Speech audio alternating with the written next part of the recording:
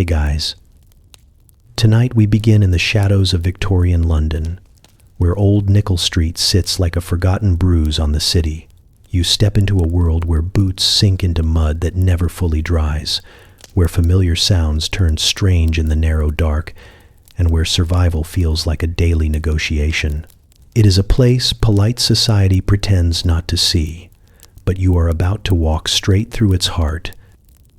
So before you get too cozy, take a second to gently tap that new hype button YouTube just added. It really does help little guys like me push through the algorithm. And be sure to like the video and subscribe, but only if you genuinely enjoy this strange little corner of quiet storytelling. Drop a comment with where you're listening from and what time it is for you. It's strangely comforting to know who else is drifting off with us around the world. Now, get comfortable, let the day melt away, and we'll drift back together into the quiet corners of the past.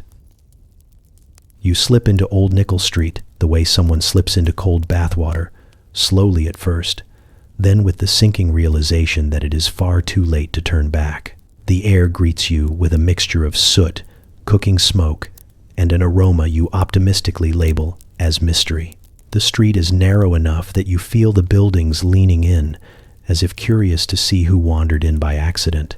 They tilt in that tired Victorian way, like they have spent too many years holding themselves together out of sheer stubbornness and are now reconsidering the entire arrangement.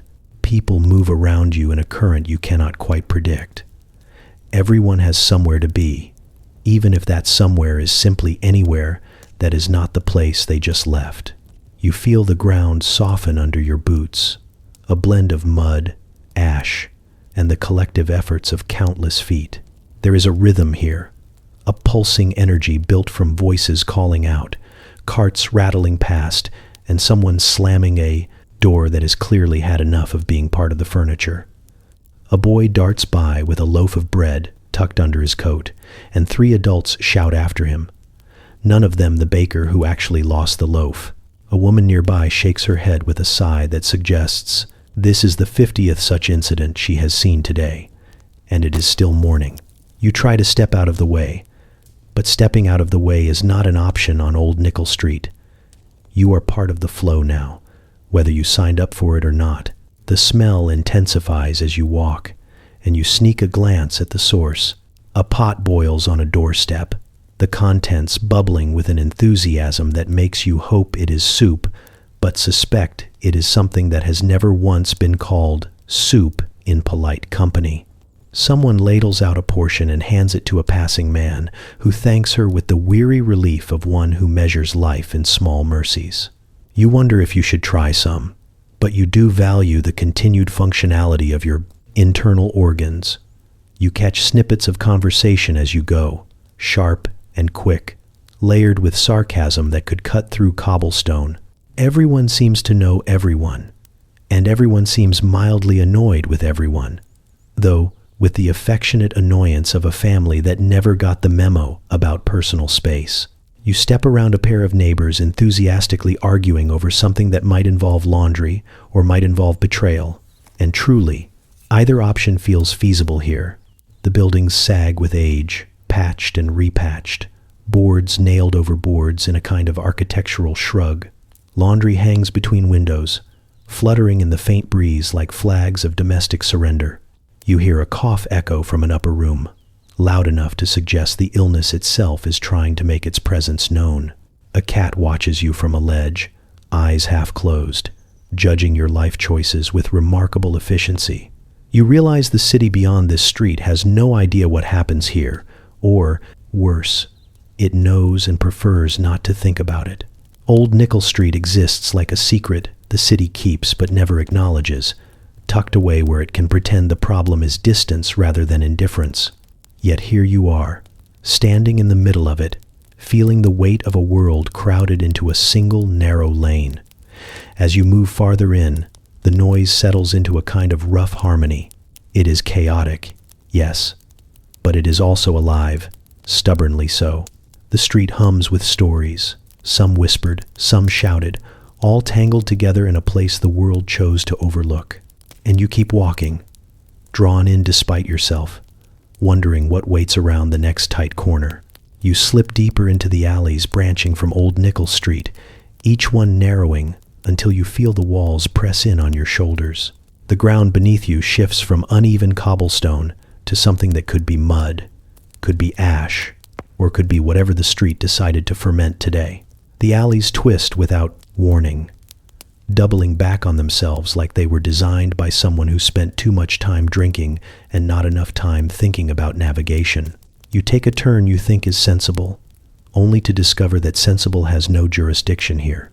Every corner feels like it hides a secret, usually in the form of a cat, a suspicious puddle, or a person who materializes behind you with startling ease.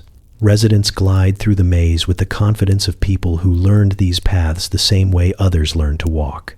You watch a girl of no more than 8 years dart through 3 turns in quick succession, vanish behind a hanging sheet, reappear on the other side of a fence you did not notice existed, and give you a look that says she knows you will never be able to replicate that maneuver, even if given a map and divine guidance.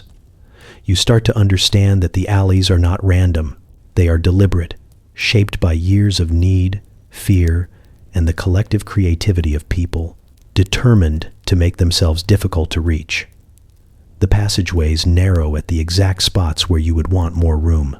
The blind corners appear in places where a stranger might feel comfortable, but a resident would know better. You turn into a small courtyard where a group of women scrub laundry in basins, chatting with the kind of cheerful bluntness that makes you feel both welcomed and mildly warned. One of them glances at you and points out an exit that you swear did not exist before she gestured to it. The farther you go, the more the layout feels like a living thing. You sense how it protects those who call it home, sheltering them from prying eyes, unwelcome authority, and anyone who thinks a straight line is a normal way to organize space. The alleys bend around tiny gardens that somehow survive despite getting exactly 0 direct sunlight. They snake past doorways where families gather on stoops, sharing news in hushed tones while pretending not to watch you walk by. A man lounges against a wall, arms crossed, his expression amused in that way people get when watching a novice attempt something everyone else finds obvious. But the maze has its traps too. You step into a passage so narrow your shoulders brush both sides, then follow it until it dissolves into a dead end decorated with someone's laundry and a very territorial goose. You back away slowly, because this goose looks like it has seen things. When you try another route, you find yourself emerging into the same cramped court you passed 10 minutes ago, greeted by the same women who laugh in a way that is not unkind, merely inevitable. You finally realize the alleys are sorting you, testing you, deciding whether you are passing through or truly paying attention. The residents slip around you like water, moving as though the maze parts for them. You move like someone trying to solve a riddle that keeps rewriting its clues. Yet as you trace another winding turn, you feel something shift, a subtle sense that the slum is no longer treating you as a lost wanderer, but as someone willing to learn its rules. And so you keep walking, letting the maze guide you, aware that every twist reveals a little more of the strange logic holding this hidden world together. The noise reaches you before the people do, rising and falling like an argument between brass instruments. You turn onto a wider stretch of the slum and find yourself dropped straight into a street market that looks like it was assembled overnight by individuals who have never once agreed on anything except the need to yell loudly. Sellers line both sides of the lane, each armed with a basket, a crate, or what appears to be an upturned drawer repurposed into a display table. They shout prices with the kind of energy usually reserved for life or death situations, which, to be fair, might not be far from the truth here. You try to make sense of it. One man bellows about turnips, insisting with great passion that his vegetables are fresher than the ones offered by the woman 3 feet away, who responds by holding up a turnip like a weapon and loudly questioning his eyesight. Another seller waves a tray of fish so close to your face that you momentarily reconsider your relationship with seafood. The fish glisten with a sheen that might be moisture or might be something else entirely. And the man promises you will not find a better bargain anywhere in London, mostly because no one else would dare call these particular fish a bargain. A woman balancing a pile of faded ribbons on her head marches toward you with purpose. She declares that you desperately need new adornment, even though your expression clearly reads as someone who barely knows what day it is, much less what counts as fashion in this part of the city. She thrusts a ribbon at you, demanding a price you pretend not to hear, and then immediately lowers it when she realizes she is competing with a child selling buttons from a tin can. The child jingles the can at you with professional determination, proving that age has no bearing on entrepreneurial ferocity in Old Nichol Street. Every few steps, someone else shouts an offer with the kind of desperation that could shake loose coins out of stone. A man with a crate of boots insists they are almost new, though the leather looks like it remembers every year of the century.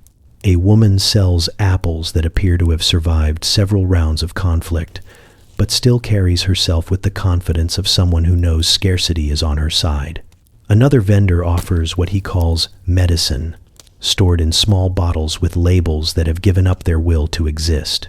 You politely decline, because the last thing you need is to drink something that smells like bad decisions and damp wood. The crowd flows around you as the sellers attempt to outshout one another, creating a layered chorus of hope, frustration, and unapologetic hustle. You notice the rhythm beneath the noise, a kind of desperate melody held together by the sheer force of people who cannot afford silence. Voices blend, overlap, clash, and somehow form a harmony that feels unique to this street alone.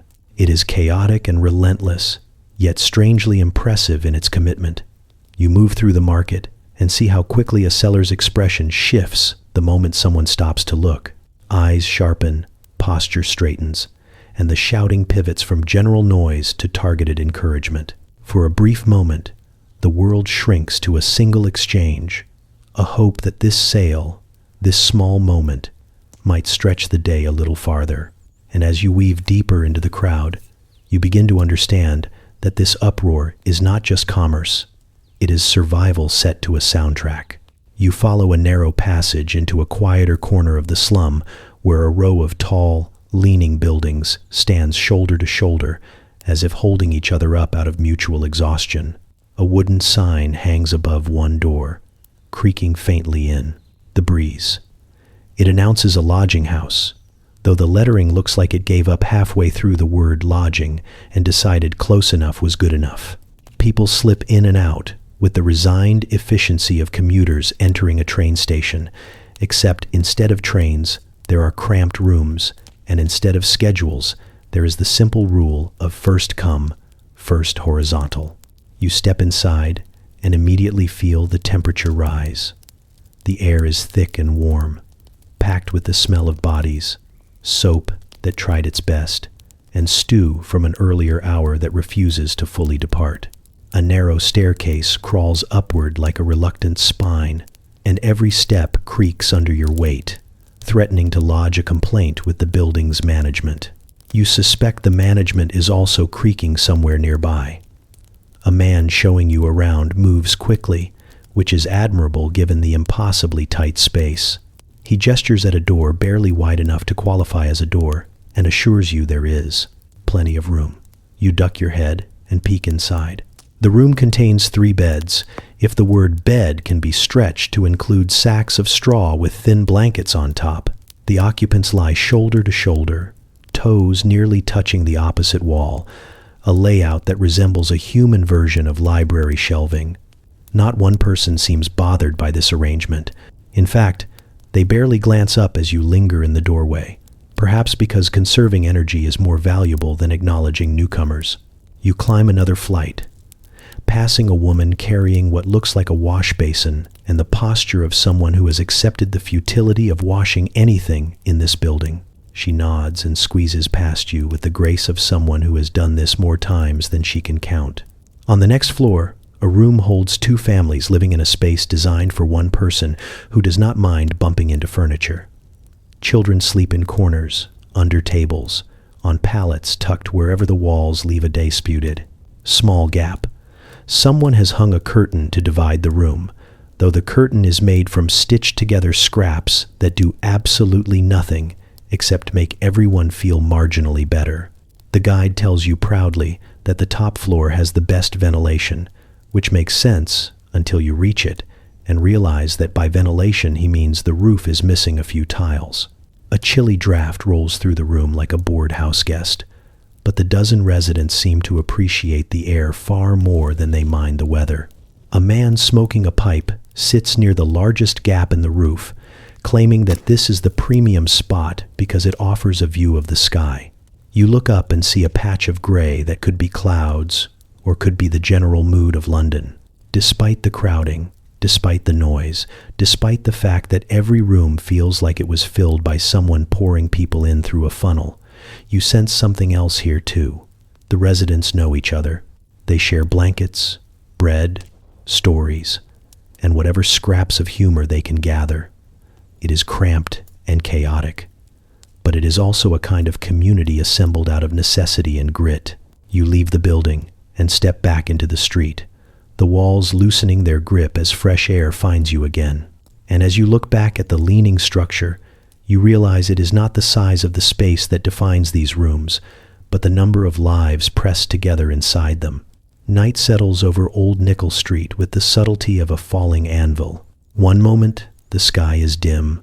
The next, the entire slum slips into a darkness so complete you start questioning whether the lamps ever worked or if they were simply decorative lies. You find yourself tucked into a narrow lodging room, the walls so thin you feel as if someone simply painted them on for the sake of appearances. The air grows cooler, heavier, and the sounds begin to rise, one by one, like performers in a very questionable nighttime orchestra. You lie still and listen. At first, it is only the usual shuffle of footsteps on the landing, but even those sound different in the dark. They drag a little slower, linger a moment longer outside each door, as if deciding which life is most interesting to eavesdrop on. A cough rattles from the room beside yours, the kind of cough that sounds like it has been practicing for years. It echoes through the wall, and you imagine the dust between the boards trembling with each raspy exhale. Somewhere beneath you, two men begin an argument. You cannot make out the words, but the tone is clear enough. The deep, growling frustration of people who have run out of patience, but not out of energy. Their voices rise, fall, then rise again, as if one of them suddenly remembered a point he forgot to be angry about earlier. A baby cries from another room, a soft wail that climbs in pitch until it settles into a steady rhythm. No one goes to soothe it immediately, not because they do not care, but because in a place this full, sounds overlap so often that people learn to wait a few moments before reacting. Then comes the scraping noise. It drags across the floorboards above you, slow and deliberate, like furniture being moved or someone with very heavy shoes changing their mind repeatedly about where to stand. You hold your breath, listening to it pause, shift, and scrape again. It is not threatening exactly, but it is certainly not comforting. You try to imagine an innocent explanation, but every possibility feels worse than the last. Eventually, the scraping stops, replaced by footsteps heading toward the stairs, with the ponderous weight of someone who has lived through too many difficult choices. A sudden shout breaks the quiet, sharp enough to make your pulse jump. It is followed by the unmistakable slam of a door, then a flurry of hurried whispers. You cannot tell if the whispers are friendly, panicked, or just nosy. In Old Nichol Street, those categories often overlap. From outside the building comes a faint clatter of hooves on cobblestone, quickly swallowed by laughter and someone singing off-key.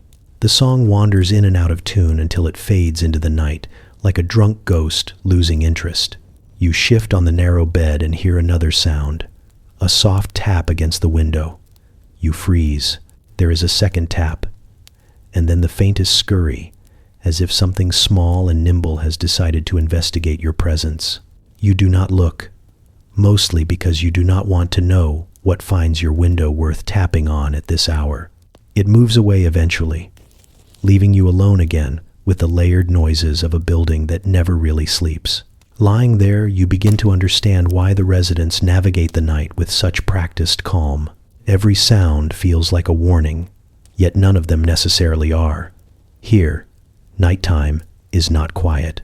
It is simply another version of the day, stripped of sunlight and pretenses, leaving only the raw pulse of lives packed too close together. And, as you listen to the strange symphony swirl around you, you realize you are hearing the slum breathe. You follow a boy up a narrow stairwell that groans under every step, as if the building itself would prefer you turn around and pretend you never found your way here. He leads you to a door swollen from years of damp, which he pushes open with a practiced shove of his shoulder. The room beyond is dim, warmed only by the faint glow of a single lamp and the collective body heat of too many people in too little space. The air carries the scent of wet wood, boiled vegetables, and the lingering chill that never quite leaves these walls no matter how many fires are lit. A woman greets you with a tired smile that somehow still feels genuine. She gestures you inside as if she has all the space in the world to spare. She does not, of course. But hospitality here seems to operate independently of physics. 3 children sit on a pallet pushed against the far wall, their legs tucked under a blanket that has clearly been mended more times than it has been washed. They eye you with curiosity, heads tilted, trying to decide if you are interesting or simply interrupting their evening routine. The father sits near the stove, stirring a pot of something that looks thin yet smells better than you expect. He nods at you, the kind of nod men reserve for situations where they are too tired to speak but still understand the importance of manners. The stove crackles half-heartedly, fighting a losing battle against the moisture that creeps in through every crack. You can see where the walls have bloomed with patches of mold that resemble maps of continents no one wants to discover. The room is barely large enough for the family, yet somehow it contains everything they need. A table whose legs have been reinforced with mismatched pieces of scrap wood, a few chipped cups lined up proudly on a shelf, a bundle of clothes drying near the fire, and a cradle tucked into a corner you did not notice at first. Inside it, a baby sleeps with the deep, unaltered peace of someone too young to understand anything about the world it has been born into. The children warm to you quickly. One of them offers you a piece of bread so small you hesitate to take it. But refusing feels worse. You accept it, breaking off an even smaller piece for yourself because the child watches with the seriousness of a banker monitoring a transaction. The mother laughs softly, a sound that smooths the sharp edges of the room for a moment. She tells you how long they have lived here, how many times the roof has leaked, how often the landlord promises improvement and delivers nothing except a reminder of the rent due. Her voice carries both strength and exhaustion, intertwined like the threads in the patched blankets. She speaks without bitterness, only practicality. There is no point in anger when anger cannot patch the holes in the ceiling. Yet beneath her calm, you sense something else, a stubborn thread of determination that refuses to fray no matter how many storms shake the building. The father ladles stew into bowls and hands them to the children first, each portion carefully measured with a precision that comes from living on the edge of not enough. When he finally serves himself, it is barely a spoonful. You notice the mother has given herself even less. They do it wordlessly, a ritual performed so often they no longer need to acknowledge the sacrifice. You sit with them as they eat, listening to the gentle chatter of the children, the soft rattle of wind slipping through the window frame, the quiet rhythm of a family making do with what the world has allowed them. It is cramped, cold, and worn down by constant struggle. Yet there is a warmth here that the room itself cannot provide. You leave with the sense that resilience in Old Nichol Street is not loud or defiant. It is quiet, persistent, and carefully folded into every small act of survival. You set out behind a knot of dumb children who have decided, without discussion, that you may follow them as long as you do not ask too many questions or walk like someone afraid of puddles. They move with a confidence that borders on supernatural, slipping through gaps between crates, skirting piles of rubbish, and ducking under laundry lines with the precision of people who learned these streets the same way others learn nursery rhymes. One of the older boys glances back at you with a grin that suggests he is taking quiet bets on how long it will take you to fall behind. They lead you through a crooked passage where the walls lean sharply inward, and you find yourself tilting sideways just to fit through. The children slide through it as effortlessly as water. They hop over a broken step without even looking down, while you approach the same step like it is a complex moral decision. The smallest girl sees your hesitation and, in a display of generosity, announces that she will show you which boards creak loudly, enough to wake the entire street. She taps them one by one with the authority of a seasoned cartographer, revealing the dangerous parts of the map. You watch as they gather near a row of crates that serve as makeshift seats. They speak to each other in quick bursts, tossing jokes and observations with the speed of kids who have learned that humor costs nothing and is the only form of entertainment the slum provides for free. They point out shortcuts that look impossible until one of them demonstrates by slipping through a gap between two buildings that seems too narrow for human bones. When you peer into the space, the boy has already popped out on the other side, waving at you like a triumphant magician. The children know which alleys to avoid because the ground gets slick there after sunset. They know which windows belong to people who tolerate noise and which ones conceal someone with a broom and very strong opinions. They count chimney plumes like weather signs, declare that a thicker smoke means stew night, and absolutely sprint toward the scent of anything sweet, even if the sweetness turns out to be wishful thinking. They maneuver around adults the way fish move around rocks, unbothered by obstacles that send you stumbling. A girl no taller than your waist walks ahead with her chin lifted, describing how she and her friends play a game where they race from one end of the slum to the other without touching the ground. You assume she is exaggerating until she hops up onto a series of crates, barrels, and bricks with acrobatic enthusiasm. She reaches the far end before you even decide which crate looks sturdy enough to trust with your entire weight. When she lands back on the cobblestone, she looks at you with a mixture of pride and pity, both of which are equally deserved. As you follow them deeper into the tangle of streets, you begin to see how growing up here shapes a person. Their eyes are quick, always searching. Their feet know the safest paths without needing to look down.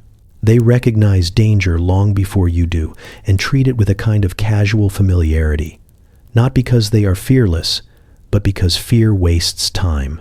They shout warnings to each other, point out loose shutters, laugh when someone misjudges a jump, and move on with a momentum that feels unstoppable. You realize that their survival skills are not taught in lessons. They are absorbed from the air, inherited from the rhythm of the slum itself. These children navigate Old Nichol Street not as victims of it, but as its most adaptable inhabitants.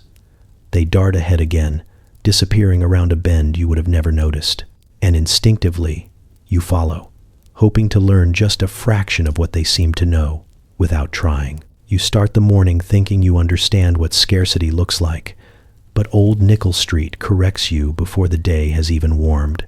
The first thing you notice is a woman crouched beside a refuse heap, picking through it with the calm precision of someone browsing a shop window. She lifts a bruised apple, turns it over, and gently cuts away the worst parts with a knife so small it looks more symbolic than functional. She wraps the salvageable pieces in a cloth and pockets them with a sigh that sounds both weary and relieved. It strikes you how natural the action feels here, as common as someone checking a clock. A man nearby haggles over a pile of bones with a butcher whose stall consists of a table, a cleaver, and a shrug. The bones have almost no meat left on them, but the man runs his fingers along each one like he is selecting jewels. He chooses two and tucks them under his arm, explaining to no one in particular that they will flavor a stew nicely if boiled long enough. You nod out of instinct, even though you cannot imagine what stew emerges from such meager beginnings. Then again, imagination is a luxury this place does not have time for. You wander farther and find a mother measuring out food with military discipline. She breaks a loaf into portions so small, you wonder if anyone could feel full from them. Yet she arranges each piece with care, making sure the children eat first. They chew slowly, stretching every bite, while she eats only when their attention drifts elsewhere. It is a ritual you have already seen in several homes, carried out with the quiet understanding that hunger is a household guest who must be managed carefully. Rest is treated the same way. People do not nap so much as negotiate tiny truces with exhaustion. A man lies on a stoop with his eyes half closed, only to sit upright at the faintest sound of footsteps. A woman leans against a wall for a moment, her head drooping, before she forces herself awake and resumes walking. Children collapse into sleep whenever they can find a soft enough surface, drifting off with the uncanny ability to ignore the noise around them. You see a boy curled up beside a doorway, his face smudged, his breathing steady. He sleeps, with the serenity of someone who has learned to seize rest the moment it becomes available, because it may not come again for hours. Work, if it can be called that, flows nonstop. A girl gathers firewood scraps, carrying them in bundles almost as large as she is. A man sharpens knives for a few pennies, each stroke of the blade an act of grim patience. Laundry stretches across alleys, dripping water that falls rhythmically onto the heads of anyone careless enough to walk beneath it. Every action seems calculated, every moment weighed against what it might cost or provide. What surprises you most is how people fold slivers of comfort into these choices with an almost artistic determination. A woman hums softly as she mends a rip in her dress, turning frayed fabric into something presentable. An older man sits on a crate, carving a tiny wooden toy, his hands steady even though the toy will likely be given away before he finishes it. These gestures are small, but they feel rebellious in a way, as if they are tiny proclamations that survival does not mean surrendering every scrap of joy.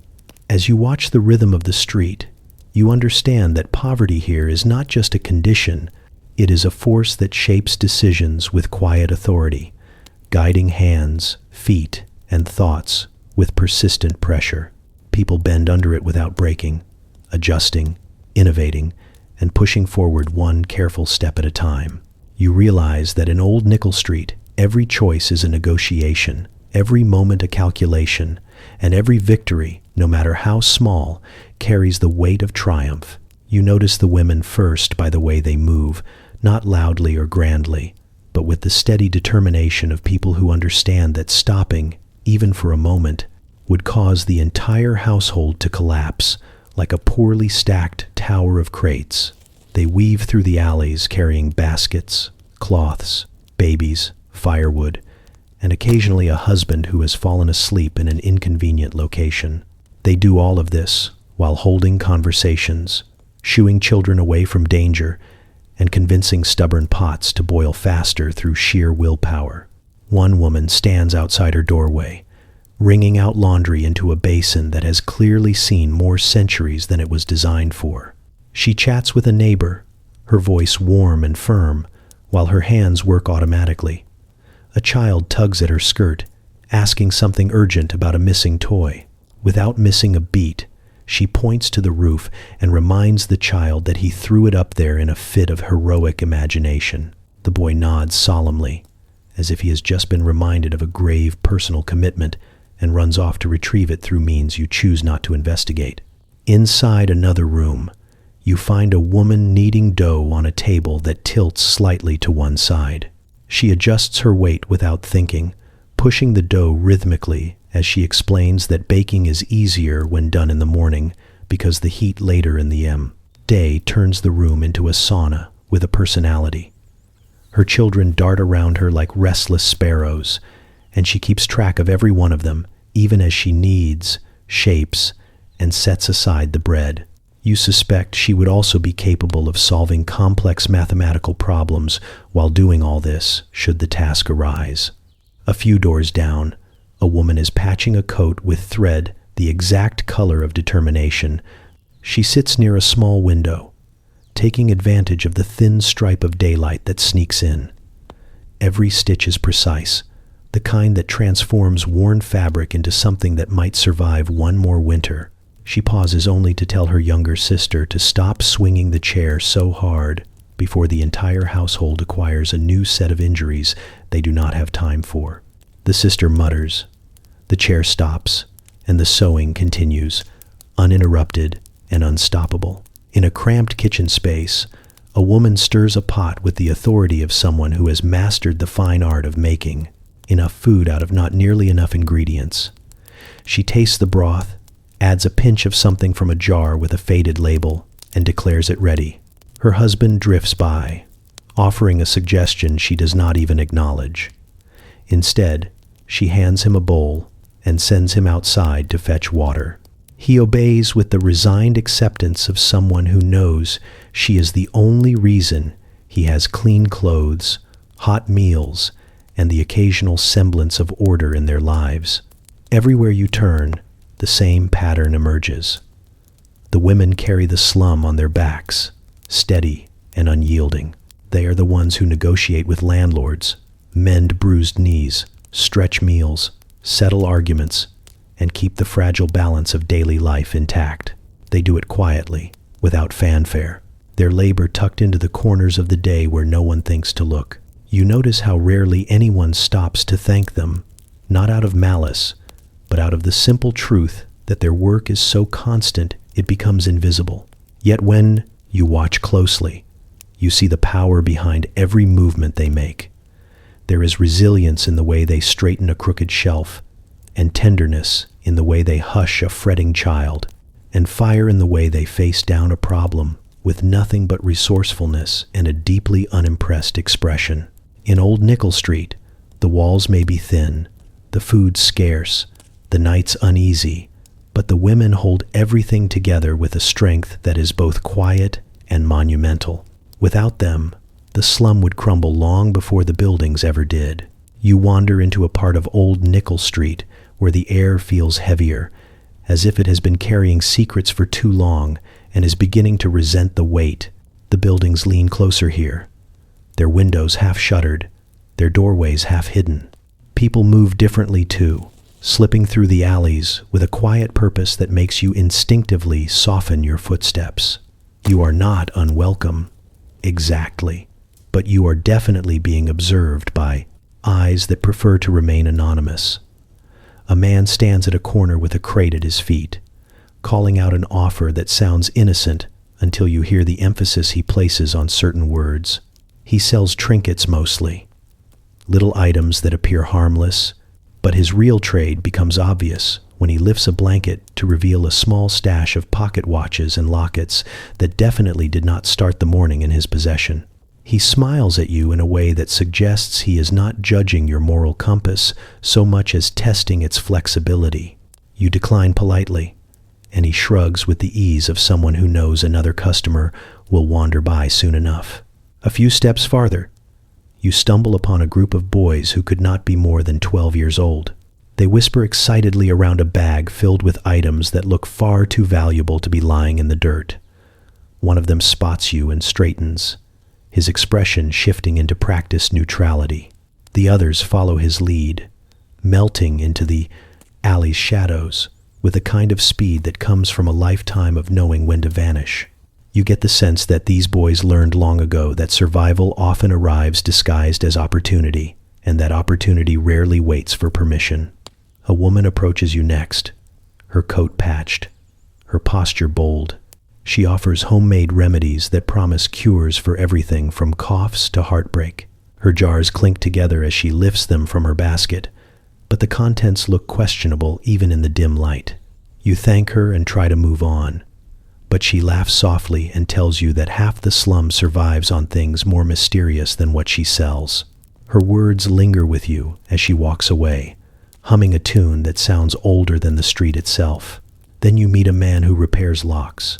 At least, that is what he claims, though he mentions with a sly wink that he can also help with locks that need opening under less official circumstances.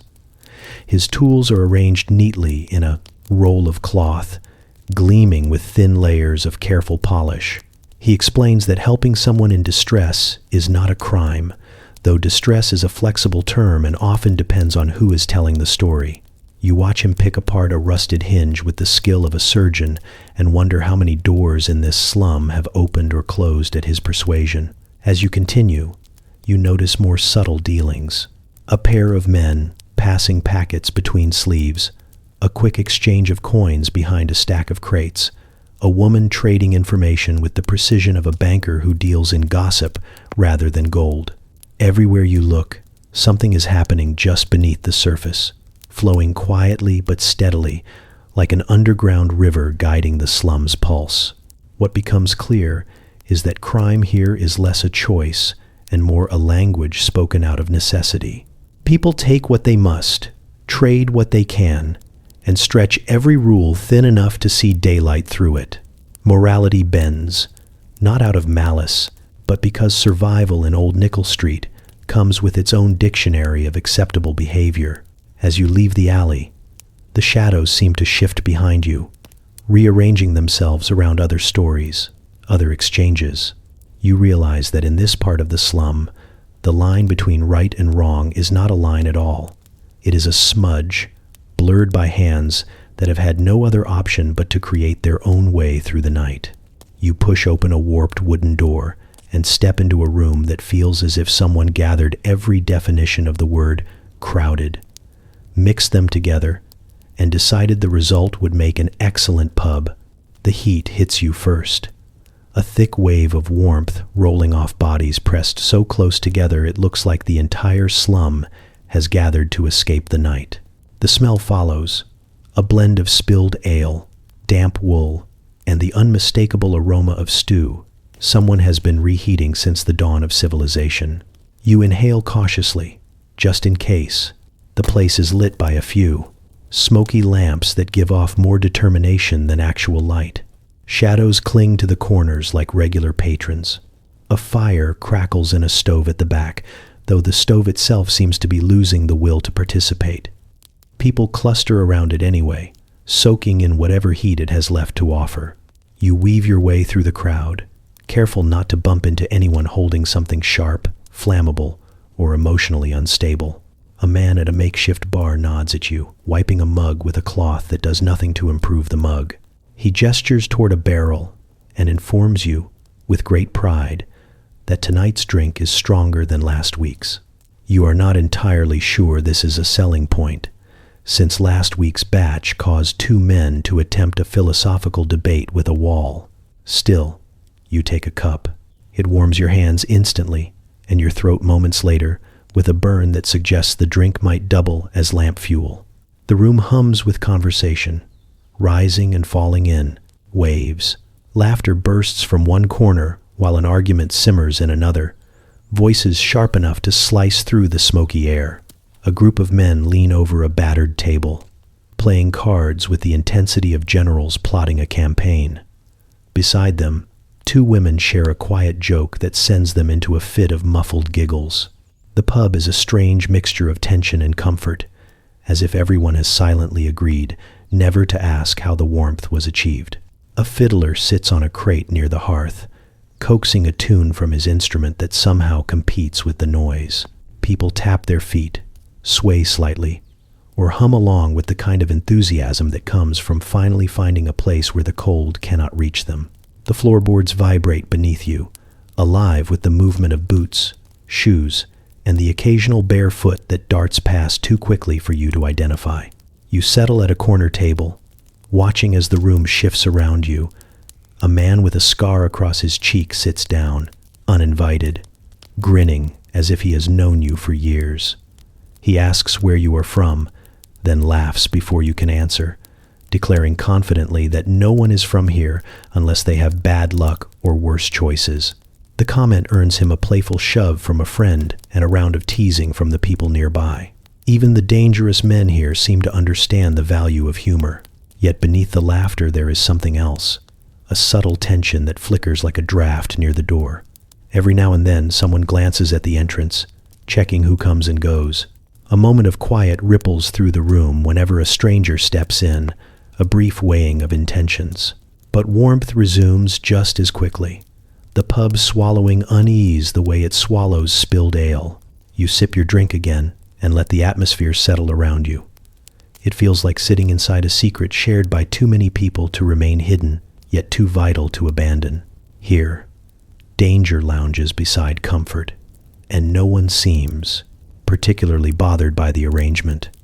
In Old Nichol Street, this is what passes for sanctuary, a place where the fire burns low, the drink burns high, and the night outside feels a little less sharp while you remain inside its dim and noisy shelter.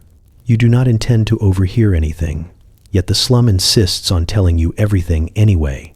It starts with a whispered comment drifting out of a doorway as you pass.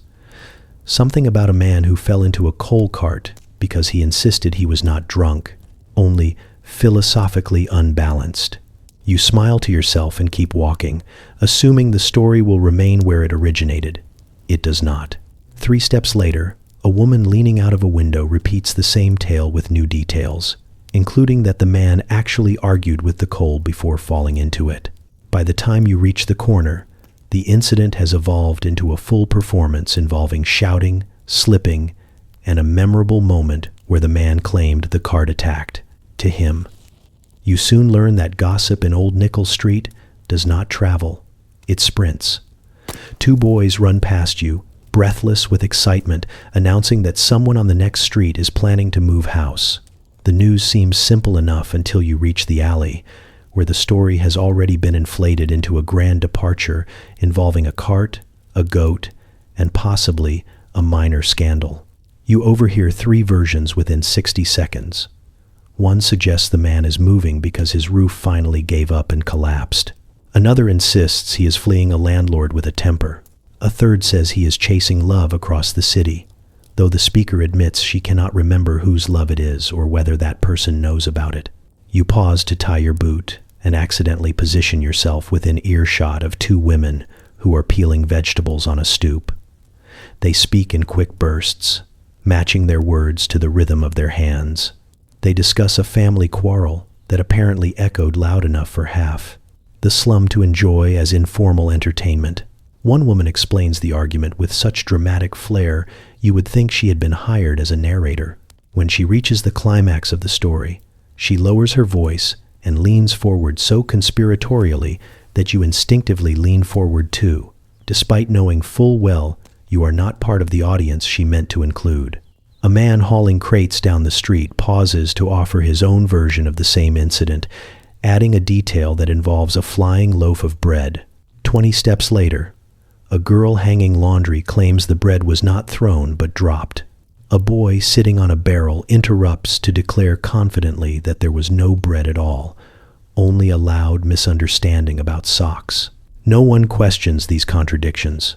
In the slum, stories are less about truth and more about momentum. You pass a cluster of older men playing a game you cannot identify. Every time one of them slaps a card down, he contributes a new rumor. Someone is getting married. Someone else is getting arrested. A cat has gone missing and will not be missed very much. Another cat has been found and adopted by a family who insists this cat is definitely the same one they had before, despite obvious differences. The men nod solemnly at each new revelation, as though each piece of information is both perfectly credible and deeply significant. What fascinates you most is how seamlessly gossip moves between strangers. Someone mutters something under their breath, someone else overhears, and suddenly the entire street has an opinion. These narrow passages act like the acoustic chambers of rumor, carrying voices farther than they have any right to travel. You realize that even the walls here seem to listen. By late afternoon, you hear your own presence being discussed behind your back with surprising accuracy and surprising inaccuracy in equal measure. Someone claims you are a writer. Someone else says you are a distant cousin of a man who once lived here. A child boldly offers the theory that you are a spy sent from a bakery to test the quality of local bread. In Old Nichol Street, gossip is the bloodstream of the community, circulating through every corridor, whispering through every doorway, and stitching lives together through the simple act of storytelling. It moves faster than light, faster than footsteps, faster than denial. and you know that by tomorrow morning, you will be part of it too. You first notice the policemen by the sound of their boots, that heavy, practiced rhythm meant to project confidence. But when they turn into Old Nichol Street, that confidence thins noticeably, like butter scraped over too much stale bread. Two officers walk ahead of you, shoulders squared, expressions stern, but their eyes flick around the slum with the alertness of men who know they have entered territory that respects uniforms far less than it respects unspoken rules. Their pace slows a little, just enough to betray their caution. They greet a few residents with forced politeness, the kind that tries very hard to be firm without causing a scene. The residents reply with equally forced politeness, the kind that stretches thin over amusement.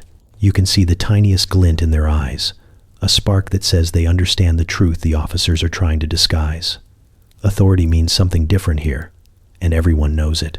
The patrol continues down the main street, but when the officers reach a narrow alley branching to the left, they exchange a glance and keep walking. There is no comment, no explanation, just a subtle, mutual agreement that this corner is best left undisturbed. A woman selling vegetables nearby watches them pass and shakes her head, muttering something under her breath that you suspect is not particularly flattering. You try to peer down the alley they avoided, but a boy immediately steps in front of you and tells you you will want to save that curiosity for a day when you have several backup lives to spare. As you follow the patrol at a distance, you begin to spot the places they choose not to enter. A doorway framed by peeling paint, a stretch of wall where the shadows are just a little too thick, a courtyard where a group of men sit quietly, not menacing, but possessing a stillness that radiates a very clear message. Do not interrupt. Each time the officers near one of these areas, they suddenly grow fascinated with the opposite direction. Eventually, the patrol stops to speak with a landlord who is pretending his building is not disintegrating behind him. He assures them everything on the property is perfectly safe, punctuating his claim with a confident gesture that causes a loose brick to fall off the wall and land at his feet. The officers attempt to maintain authority while stepping discreetly away from danger, nodding at his explanation with the resigned professionalism of men who know they will accomplish nothing by arguing. A few children gather at the end of the lane, whispering and giggling. One of them imitates the stiff posture of the officers so accurately that you almost applaud. Another mimics the clipped tone of their instructions, earning a round of laughter. The policemen do not notice, or perhaps they choose not to. It is difficult to tell which choice is wiser. As the patrol turns back toward the safer parts of the district, their shoulders loosen, their pace quickens, and the air around them lightens as though they have crossed an invisible border. One officer wipes his brow and mutters something about the smell. The other says nothing, staring straight ahead with the expression of a man silently vowing never to mention this shift again if he can help it. Watching them retreat, you understand something crucial. In Old Nichol Street, authority exists, but only in carefully negotiated fragments. The badge may hold power elsewhere, but here, the slum answers to older forces, unwritten rules, quiet alliances, and the collective understanding of a community that governs itself out of necessity. You walk on, knowing that the places the officers avoid are the places where this hidden order grows strongest, shaping the slum more effectively than any official patrol ever could. You meet him when he appears beside you without warning, as if he has stepped directly out of the brickwork. One moment, you are walking down Old Nichol Street, minding your own business, and the next you are accompanied by a man who greets you with a cheerful nod and an introduction so smooth you barely process it before he is already explaining the price of bread on different corners. He speaks quickly, but not hurriedly, the way someone does when they have lived in one place long enough to memorize its every pulse. He is a small man, thin as a railing, wrapped in a coat that looks like it has absorbed 40 winters. Yet there is an undeniable energy in his eyes, sharp and observing, flicking from window to doorway to passerby. With effortless precision, He asks you what brings you to this part of the city, though he clearly already has theories of his own. Before you can answer, he offers 3 possible explanations, 2 of which are far more exciting than the truth. He laughs softly to himself and gestures for you to follow. As you walk, he greets everyone you pass, a nod to a woman sweeping her doorstep, a wave to a tailor mending a sleeve, a few quick words to a man selling cigarettes so questionable that even his own conscience seems confused. Each greeting is different, tailored, intentional. The fixer reads people with a fluency that startles you. He knows which neighbor is in need of good news, who can handle a joke, who must be spoken to gently, and who absolutely must not be disturbed until after they have had their morning tea. He leads you down an alley you would have avoided on your own, explaining as he walks that this is the quickest route to the best baker in the slum. Before you can wonder why a slum has rankings for bakeries, you are introduced to a woman who pulls bread from an oven the size of a coffin and hands slices to children who do not even need to ask. The fixer speaks to her with warm familiarity, praising her consistency and whispering that she should raise her prices. She rolls her eyes and tells him he talks too much, which he gracefully accepts as a compliment. Then he guides you to a courtyard where a group of men sit sharpening tools. He explains who is trustworthy, who can repair anything mechanical, and who you should never owe money to under any circumstances.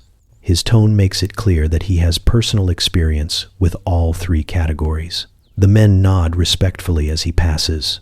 Even the one who looks like he wrestles furniture for recreation softens slightly at the fixer's presence.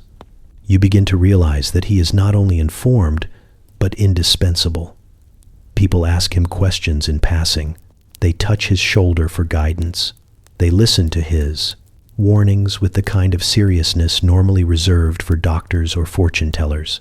He seems to carry an invisible list of who needs help and who can offer it, keeping the slum functioning through pure organization and relentless observation. At one point, he stops abruptly and stares down an alley with the focus of a hunter catching scent. He announces that someone in the next street is about to make a mistake. You ask what kind of mistake, but he simply shakes his head and says that in Old Nichol Street, predicting the type is far less important than predicting the timing. He strides off, returning a few minutes later with a smug grin and a story he refuses to tell you. The details, he insists, are best left to the participants. As the day goes on, you feel yourself pulled into the orbit of a man who knows every crack in the pavement, every feud between families, every shortcut, every danger, and every possibility for opportunity. He does not brag about his knowledge. He simply moves through the slum with the quiet assurance of someone who understands that being useful is a kind of power. By the time you part ways, you realize you have been given a tour not just of the streets, but of the slum's hidden skeleton, and every bone of it seems to connect back to him. You begin to sense hunger long before your stomach joins in. It hangs in the air the way fog clings to the river, faint at first, then steadily impossible to ignore. People move differently on an empty stomach.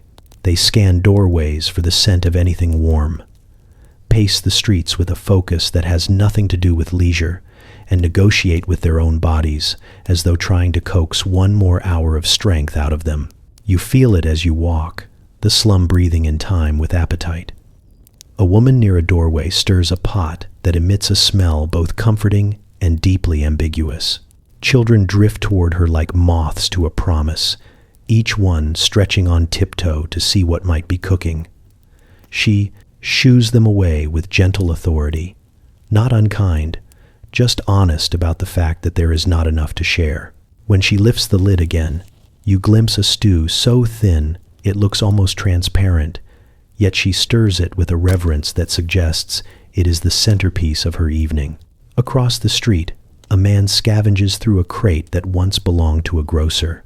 He studies each bruised apple and broken carrot with more scrutiny than some people reserve for diamonds.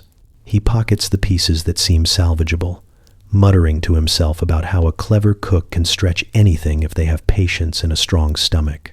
He speaks like someone halfway between optimistic and slightly delusional, which seems to be the preferred mindset for making meals in Old Nichol Street.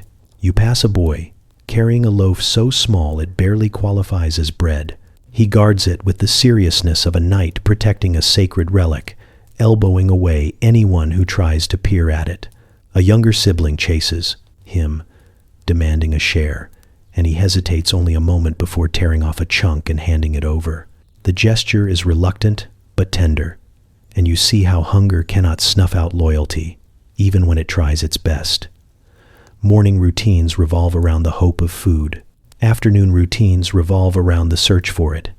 Evening routines revolve around pretending the day was satisfying enough to sleep on.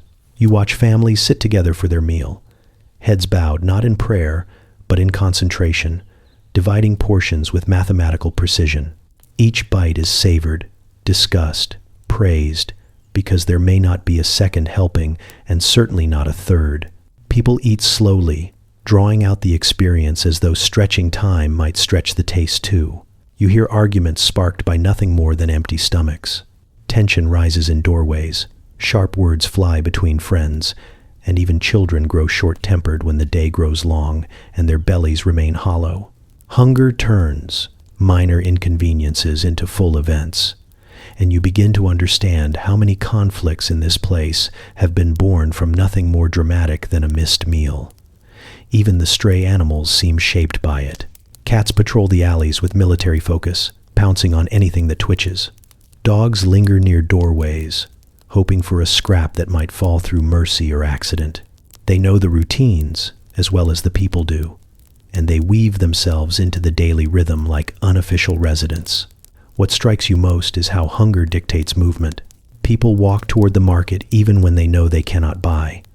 They circulate around the bakeries at certain hours, hoping for leftover crumbs or the kindness of someone in a generous mood. They pause near windows where a faint aroma drifts out, allowing themselves one moment to imagine a different life. Hunger is not just a feeling here. It is a compass, pointing everyone toward their next decision, their next step, their next compromise. And as you follow these movements through the slum, you feel yourself pulled into the same tide, aware that every growling stomach is a reminder of how much this place endures with so little to offer back. Night settles over Old Nichol Street like a heavy coat, thick and frayed at the edges, but the slum refuses to grow quiet. Instead, it shifts into a different rhythm, one built from tired laughter, soft singing, and the clatter of mismatched cups being filled with whatever drink someone managed to warm over a stubborn flame. You are drawn toward the sound almost unconsciously, your feet following a trail of faint music weaving through the alleys, like a thread guiding you deeper into the maze. You find the gathering in a courtyard you would have walked past without noticing in daylight. But now it glows with the flicker of lanterns hung from windows and nailed to boards that probably should not be nailed to anything. People sit on crates, overturned buckets, and a suspicious pile of cushions whose origin no one discusses. The air smells of smoke, damp wool, and a stew someone has contributed even though it contains more hope than ingredients. You step inside the circle and receive a nod of welcome, the kind extended to anyone willing to listen, to share the night, or at least to keep quiet during the good parts of a song.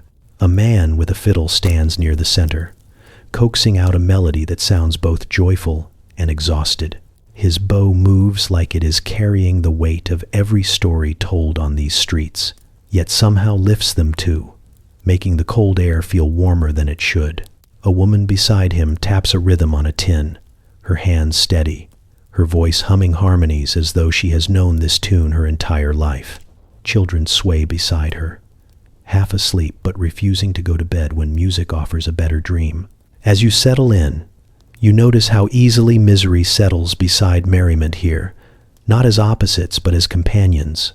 A man tells a joke about his own misfortunes, and the crowd bursts into laughter because they understand misfortune intimately and have learned that humor is the only tool sharp enough to carve dignity out of it.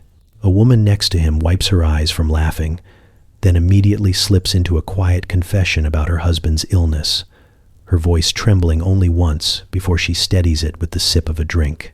People around her nod, murmur, offer small comforts. No one pretends to have solutions, but solidarity here has its own power. A boy no older than 10 begins to sing a tune he has patched together from street songs and lullabies. His voice cracks in places, but he sings boldly anyway, swinging his arms as if conducting an orchestra instead of a few neighbors gathered on worn stones.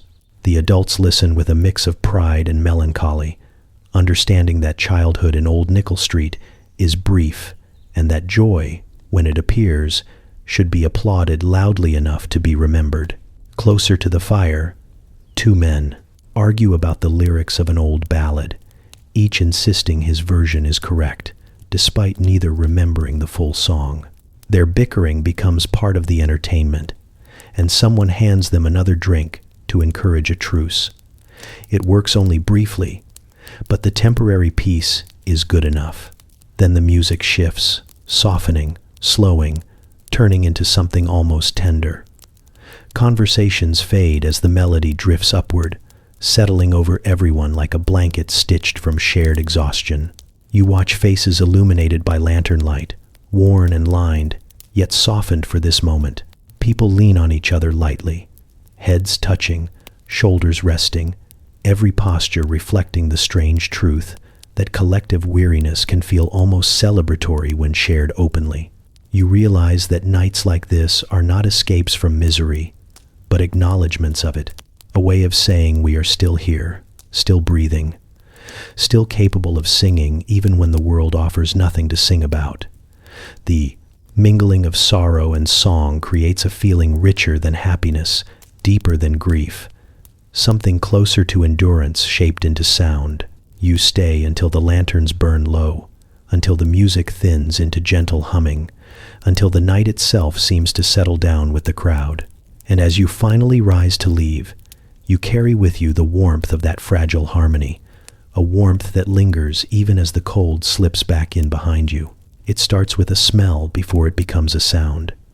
That faint, sharp tang that lifts the hairs on your arms even before your mind understands why. You are walking past a narrow row of houses when someone shouts the word fire, and suddenly the slum's pulse changes. Doors fly open, windows slam shut. People surge toward the source while others race in the opposite direction, moving with the frantic instinct of those who know how quickly Old Nichol Street can turn into a tinderbox. You feel the fear spread like a second fire, rushing ahead of the flames themselves. A woman grabs her children and pushes them toward the street, her voice tight as she orders them not to look back. A man bursts from a doorway carrying a blanket soaked in water, the fabric dripping as he runs. He nearly collides with you before veering away, muttering a prayer under his breath while trying to convince himself it will help more than it actually will. The flames have not yet shown themselves, but smoke curls from a rooftop with unnerving confidence. It creeps upward into the night air, a slow, dark ribbon that promises nothing good. The houses crowd so close together that you can almost imagine the fire stepping easily from one roof to the next, making the slum its personal playground. Someone shouts for water. Someone else shouts that there is hardly any. A bucket line forms anyway, a desperate chain of hands passing hope in small, sloshing amounts. People arrive from every corner, drawn by instinct and dread.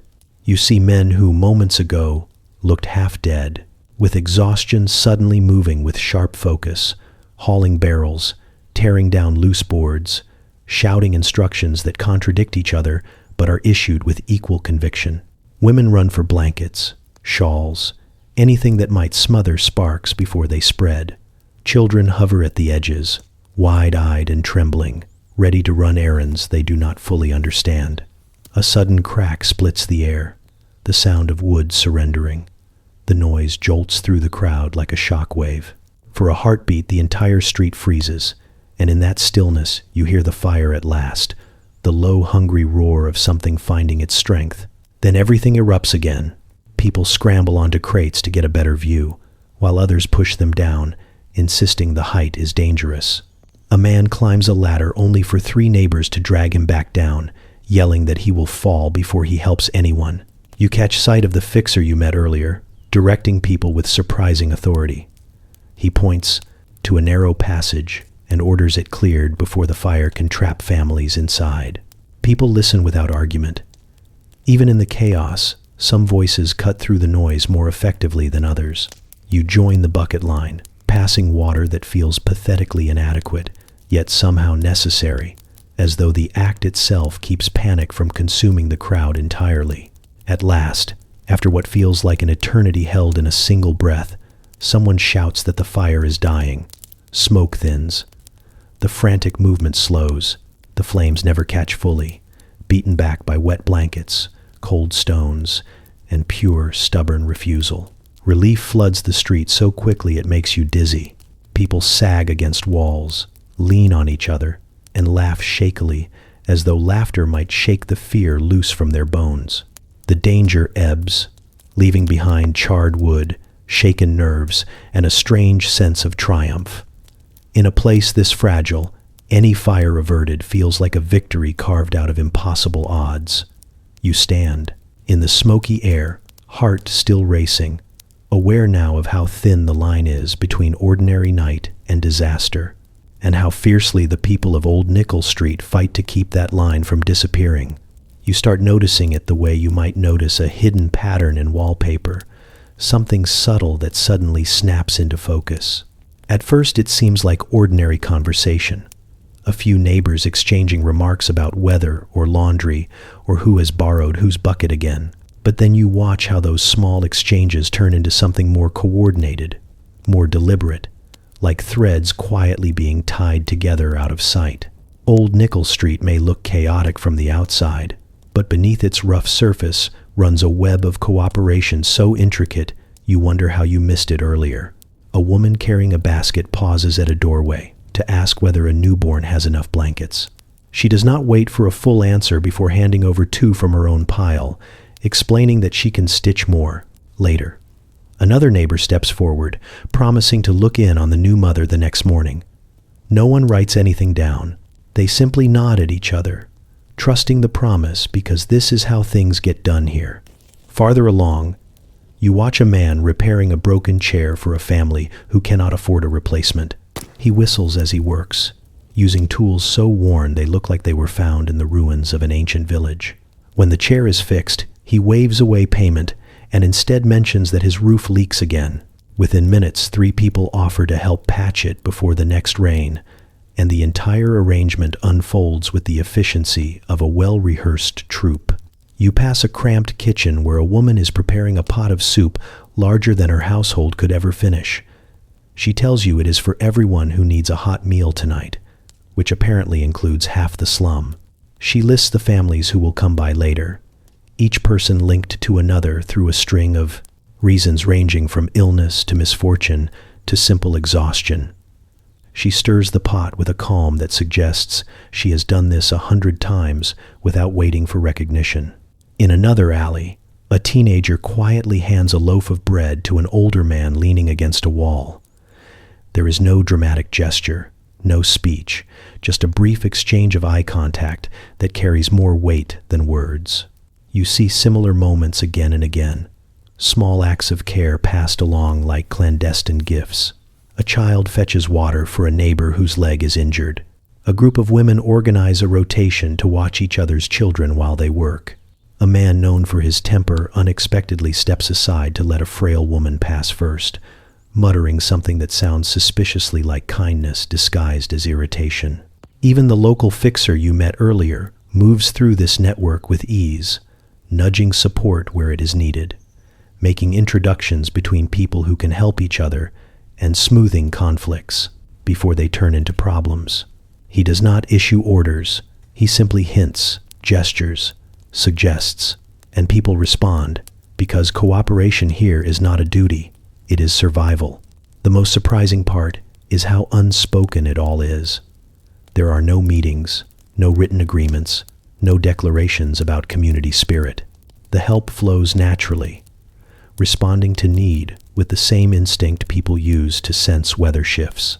You see it in glances exchanged across doorways, in the way someone steps toward a cry before thinking, in the way goods and effort move quietly through the alleys without fanfare. These networks work faster than any official agency could dream of. While distant offices send forms and instructions, Old Nichol Street sends hands and feet and warm bowls of food. While authorities debate responsibility, neighbors simply do what needs doing. You realize that for all its disorder and hardship, the slum holds itself together through a kind of invisible architecture, stronger than any, bricks that fail to keep out the cold. By the time you leave the street that evening, you understand that the true foundations of this place are not made of wood or stone. They are made of people who learn to lean on each other because no one else will, weaving a support system more dependable than anything written in a ledger or signed with an official seal. You notice it first in the coughs. They drift through Old Nichol Street, the way chimney soot drifts through the air, subtle at a distance but impossible to ignore once you are surrounded by them. A short bark of a cough here, a long, wet one there, each echoing through thin walls and narrow alleys like part of the slum's nightly soundtrack. At first you think it is just the cold settling into bones, the damp creeping into lungs. But the more time you spend here, the more you understand the truth everyone already knows but rarely says aloud. Illness in this place is not an occasional visitor. It is a permanent tenant, refusing to leave even when the rent is overdue. You see a child rubbing his nose with a sleeve already stiff from earlier attempts. His mother wipes his forehead with the back of her hand, sighs, and sends him to play anyway, because keeping him indoors offers no real improvement. Another child sneezes into the air, completely unbothered by the idea of covering a mouth. The sneeze lands somewhere near a row of laundry, trying its best to dry in weather that refuses to cooperate. You watch the fabric sway and wonder how many germs have decided to take up residence in those threadbare sheets before they even make it back onto a bed. Inside a cramped room, a man lies under a blanket that barely qualifies as warm. He shivers in short, sharp spasms while a woman boils water and pours it into a chipped cup. She hands him a mixture of herbs and hope, neither of which has the strength to cure him, but both of which she offers with steady hands. She tells you he has been sick for days, then quickly adds that he is not the only one. Illness moves through the slum the same way gossip does, quietly at first, then suddenly, everywhere. You walk past a group of women scrubbing floors with a determination that feels almost personal, as if they are trying to ward off the unseen with sheer force of will. They talk about fevers and chills, recounting symptoms with the expertise of seasoned physicians who lack every tool except experience. They describe how someone's son grew pale, how someone's husband could not rise from bed, how a neighbor lost her appetite and her voice in the same week. Their words carry no panic, just weary acceptance. Sickness is woven into daily life here, an inconvenience that too often becomes something more.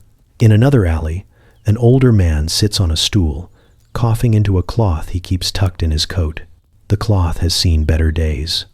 He claims it is nothing, insists he has felt worse, announces that a bit of fresh air will straighten him out. You doubt the fresh air here has ever straightened anything except laundry lines, but you keep that thought to yourself. He stands, takes 2 steps, and sits back down with a groan that betrays everything his bravado tries to hide. You watch as a woman distributes small jars of homemade remedies, each one promising relief, even if not cure. She knows who cannot pay, and hands them a jar anyway. You hear her mutter that a slum cannot afford to lose its people. The words sound harsh, but her eyes soften each time she offers comfort, even when it is only a warm hand on a feverish brow. The illness itself remains unseen, slipping around corners, riding the damp on walls, settling into lungs with the quiet confidence of something that knows it cannot be evicted. It finds the weakest easily, but it also nips constantly at the strongest, reminding everyone here that good health is more borrowed than owned. By the time you step back into the street, you understand completely. Disease in Old Nichol Street does not announce itself with fanfare or drama. It simply stays, It lingers in breaths, clings to fabric, and settles into the cracks the way cold settles into stone. It is the slum's most dependable resident, and the only one who never needs to knock. You learn the story in pieces, gathered the way the slum itself gathers things, pulled from corners and carried by voices that do not always agree on details, but agree entirely on the weight of them. Someone tells you, Old Nichol Street was never meant to be what it is now. Long ago, before the roofs sagged and the walls leaned like drunks supporting each other, this land belonged to quiet orchards and modest cottages. You try to imagine trees where chimneys now cough smoke into the sky, but the image dissolves almost instantly beneath the grime and noise that define the present. A man repairing a fence explains that the first blow came when the city grew impatient and hungry. Factories sprouted like weeds, and workers arrived faster than anyone could house them. The cottages were bought, torn apart, and replaced with cramped buildings stacked close enough to share illnesses and arguments through the walls. He gestures at a row of structures that seem held together by stubbornness alone and tells you they were once considered modern. The word modern hangs in the air like a joke that refuses to laugh.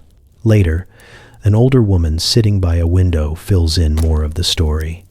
She tells you how landlords discovered that misery could be profitable. They packed families into rooms barely large enough for a bed and raised the rent whenever someone managed to earn an extra penny. Repairs were ignored, cracks widened, floors rotted, but as long as the money flowed upward, no one with authority bothered to look downward. She sighs and says the slum grew not by design but by neglect, an ink blot left to spread until it became its own geography. You walk farther and meet a shopkeeper who claims the slum hardened during a series of harsh winters when people arrived from other desperate corners of the city. He describes waves of newcomers chasing rumors of work, arriving with nothing but calloused hands and thin coats. Jobs were few, rooms even fewer, and the overcrowding worsened until privacy became a myth and quiet an impossible luxury. He points to the narrow alleys and says they were never planned. They simply formed as makeshift paths between hastily built structures, twisting until they forgot how to straighten. One evening, as lanterns flicker weakly, a retired factory worker sitting outside his home tells you the part of the tale that no one else mentions with such frankness. The city authorities knew exactly what this place had become. Reports were written, committees were formed, inspections were conducted at a safe distance. But doing anything about it would have required time, money, and a willingness to see the residents as something other than an inconvenient shadow on the map. So Old Nichol Street remained untouched, tucked between districts that prided themselves on respectability, hidden not by walls but by indifference. With every story, the picture sharpens. This slum was not built in a single stroke. It was created by decisions made far away from its streets, shaped by priorities that never included the people who would end up living here. It grew because no one stopped it. It decayed because no one cared enough to repair it. And now it stands as a half-forgotten pocket of suffering, visible to anyone who bothers to look but ignored by most who pass nearby. As you walk its length again, you feel the weight of these histories in the sagging roofs, the broken steps, the weary faces. Old Nichol Street did not simply happen. It was allowed to happen. It was pushed into existence by progress elsewhere, then left to crumble quietly as if decay were a natural phase of life. And standing in the middle of it, you finally understand why the people here cling so fiercely to be one another. The world beyond the slum may pretend not to see them, but inside these twisted alleys, they refuse to let themselves disappear. You begin to notice the history not because anyone points it out, but because the slum itself keeps tripping you with reminders. A worn stone doorstep dips in the middle, carved down by generations of feet that never paused long enough to imagine they were leaving their mark. A cracked wall leans forward as though listening, its bricks uneven and mismatched from centuries of repairs done in hurry, frustration, or resignation. Everywhere you look, Old Nichol Street feels like a stack of centuries piled on top of one another, each layer adding its own ruin to the next. You walk past a row of houses so ancient they seem to sag from the burden of remembering too much. A woman tells you the buildings once belonged to tradesmen back when the neighborhood had dignity and chimneys that did not belch despair. She taps the wall beside her and says the structure is older than her grandmother's grandmother, then shrugs and adds that it has held together this long, mostly out of spite. You run your hand along the uneven surface and feel the distinct sensation that the building is just barely tolerating existence. Farther along, you pass the remains of an old workshop. Its doorway is half collapsed, its sign long faded, and its windows clouded by grime so thick it blurs your own reflection. A man sweeping the street explains that centuries ago, this place produced fine furniture, the kind wealthy families boasted about. Now the only thing produced here is dust, layered thick enough to qualify as a historical artifact. He laughs at his own joke, then adds quietly that in this part of the city, decay is simply another tradition handed down. As you continue, you notice how the roads twist in ways no sensible planner would have allowed. They were not designed, you are told, but inherited. Paths widened where horses once turned carts, then narrowed again when buildings encroached, each generation adjusting the layout without ever correcting it. The result is a maze where every corner remembers a different century, and none of those centuries had anything resembling mercy. An old iron post juts from the ground near a doorway. You assume it once tethered horses, until a passerby informs you it was used to secure drunks who needed to sleep off their troubles while remaining in reach of public ridicule. He points out that the tradition of public shame has continued in different ways, but the post remains because no one bothers to remove relics that are not actively falling on people. You pause beside a crumbling arch that might once have been decorative. Now it tilts dangerously, supported by a plank so thin it looks like a sarcastic gesture. Beneath the arch lies a narrow passageway leading to several homes squeezed together like argumentative siblings.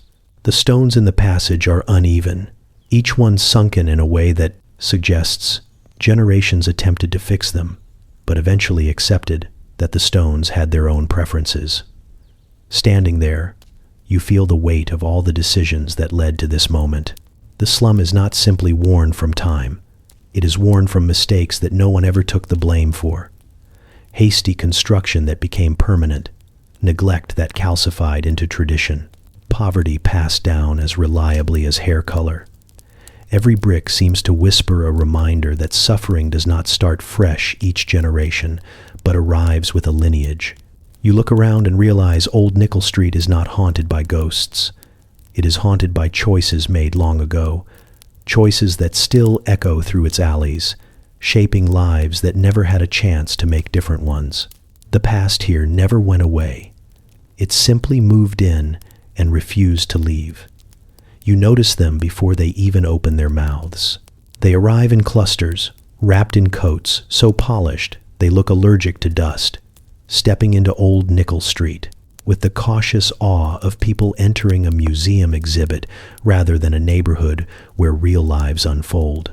Their eyes widen at the crooked houses and narrow alleys, their expressions hovering somewhere between fascination and distaste. You can almost hear their thoughts before they speak, the silent questions shaped entirely by distance and comfort. A pair of well-dressed visitors stop near a puddle that reflects more soot than sky. The woman lifts her skirts as though the water might leap upward and ruin her future. She whispers to her companion that she cannot imagine how anyone lives here, saying it loudly enough that half the street hears her. A man repairing a boot just a few feet away glances up, his face expressionless, but his silence carries enough meaning to fill the alley. Farther along, a young gentleman with a cane taps it against the cobblestones, testing them as though checking if they are structurally sound enough to support his presence. He marvels at the cramped houses, calling them quaint in the same tone someone might use to describe exotic animals. A group of children watch him curiously. One boy mimics the way he walks, nose lifted high, cane imaginary, but handled with expert mockery. The gentleman remains blissfully unaware that he is providing free entertainment. You follow another group as they make their way through the maze of alleys. They point at laundry lines strung above their heads, commenting on how untidy everything looks, never considering that people must hang their clothes somewhere. One woman takes out a notebook and scribbles observations with the enthusiasm of a researcher writing about creatures in the wild. She describes the slum as if it were a spectacle, and you wonder whether she realizes that the people she studies are watching her in return. At a street corner, an older couple pause in front of a group of residents gathered around a pot cooking over a shared fire. The couple exchange looks steeped in pity, their hands clasped as though steadying themselves against the shock of poverty existing within walking distance of their comfortable homes. They offer nothing but commentary, expressing sadness without responsibility, shaking their heads before moving on to the next scene, like they are turning pages in a book they have no intention of helping rewrite. A few visitors try to mask their judgment with polite smiles, but the discomfort betrays them. They speak gently, almost theatrically, as if careful not to provoke the locals, unaware that such caution itself reveals how little they understand. They ask questions about daily life, but their tone suggests they expect answers that will amuse or horrify them. When the locals respond plainly, the visitors nod sympathetically and then wander off, satisfied with their brief brush against hardship. What strikes you most is how visibly the residents react. Some meet the visitors' stares with hardened indifference, too familiar with this brand of curiosity to bother hiding their annoyance. Others retreat into their homes or busy themselves with chores, refusing to perform their struggles for an audience. A few lean into humor, exaggerating gestures or offering sarcastic comments that fly entirely over the heads of their spectators. The fixer you met earlier stands at a corner and watches the entire procession with narrowed eyes, muttering something about people who treat suffering like scenery. As you continue walking, you see the final stage of the ritual. The visitors eventually decide they have seen enough. They leave with relieved sighs, stepping back into wider streets where the air feels less heavy, congratulating themselves on being charitable enough to care from a distance. They shake off the slum the way one might shake off dust from a coat, already planning how they will recount this brave little excursion to their friends. Meanwhile, Old Nichol Street remains exactly as it was before they arrived, except perhaps a little more aware of how invisible its realities become once the wealthy wander off to places where hardship can be discussed, but not felt. You keep walking, realizing that the harshest judgment here does not come from within the slum, but from those who visit only long enough to feel fortunate. You feel it before you fully understand it, a kind of steady hum beneath the grime and noise of Old Nichol Street. It rises from conversations at doorsteps and from laughter shared over meager meals. It shows itself in the way people square their shoulders when outsiders wander through with wide eyes and judgment already forming. The spirit of defiance here is not loud or dramatic. It is woven into daily life, subtle as breath yet strong enough to brace an entire community. You notice it first in a woman scrubbing her doorstep with a rag that has seen better decades. A pair of well-dressed visitors walking past whisper about how pointless it is to clean something destined to be dirty again. Within minutes, the woman hears them, straightens up, and keeps scrubbing with even more determination. She does not argue or defend her work. She simply refuses to let anyone else decide what care looks like in a place that outsiders dismiss before they even step inside. A group of boys playing kickstone in the street break off their game to watch another cluster of visitors wander by. One boy mutters something about people who think their shoes might catch poverty if they stand still too long. The others snicker, not cruelly but knowingly, and when one of the visitors glances their way, they launch back into their game with even more energy, sending the stones skittering across the cobbles like a small act of rebellion. Their play becomes a statement, a reminder that joy can exist even where the world expects only sorrow. Farther along, you pass a tailor working in a doorway, stitching a patch onto a coat with quick, practiced movements. A pair of strangers stop to watch, commenting on how surprising it is that anyone here has a trade. The tailor continues working, unfazed, and tells them that skill does not vanish simply because the walls are crooked. His tone is calm, but his eyes carry a spark that says he knows exactly how little the world expects from this street and how often he proves those expectations wrong. You see it again when a landlord arrives to inspect one of the houses. He lifts a doorframe with his cane and shakes his head dramatically, declaring that the residents should be grateful he provides shelter at all. The family inside stands in a tight group, arms crossed, their expressions a polite version of resistance. They point out the leaks he has ignored, the broken window he has never replaced, the rent he has raised twice despite promising not to. They do not yell. They do not plead. They simply hold their ground with a confidence that catches even him off guard. When he leaves, muttering excuses, the family exchanges satisfied looks as though they have won a small but meaningful battle. In an alley lit by a single dim lantern, you watch a group of neighbors share a meal. The food is simple, but the conversation flows easily, the jokes sharp enough to slice through the thickest gloom. They talk about the outsiders who came earlier, the ones who whispered and stared, and they laugh at the assumptions made by people who see only misery when they visit. One woman lifts her bowl and declares that pity is the most useless ingredient anyone has ever brought to Old Nichol Street. The others nod, raising their bowls as if in agreement. As you walk on, you realize the defiance here is not born of hatred or bitterness. It comes from survival, from pride, from a refusal to let the world reduce this place to a single story.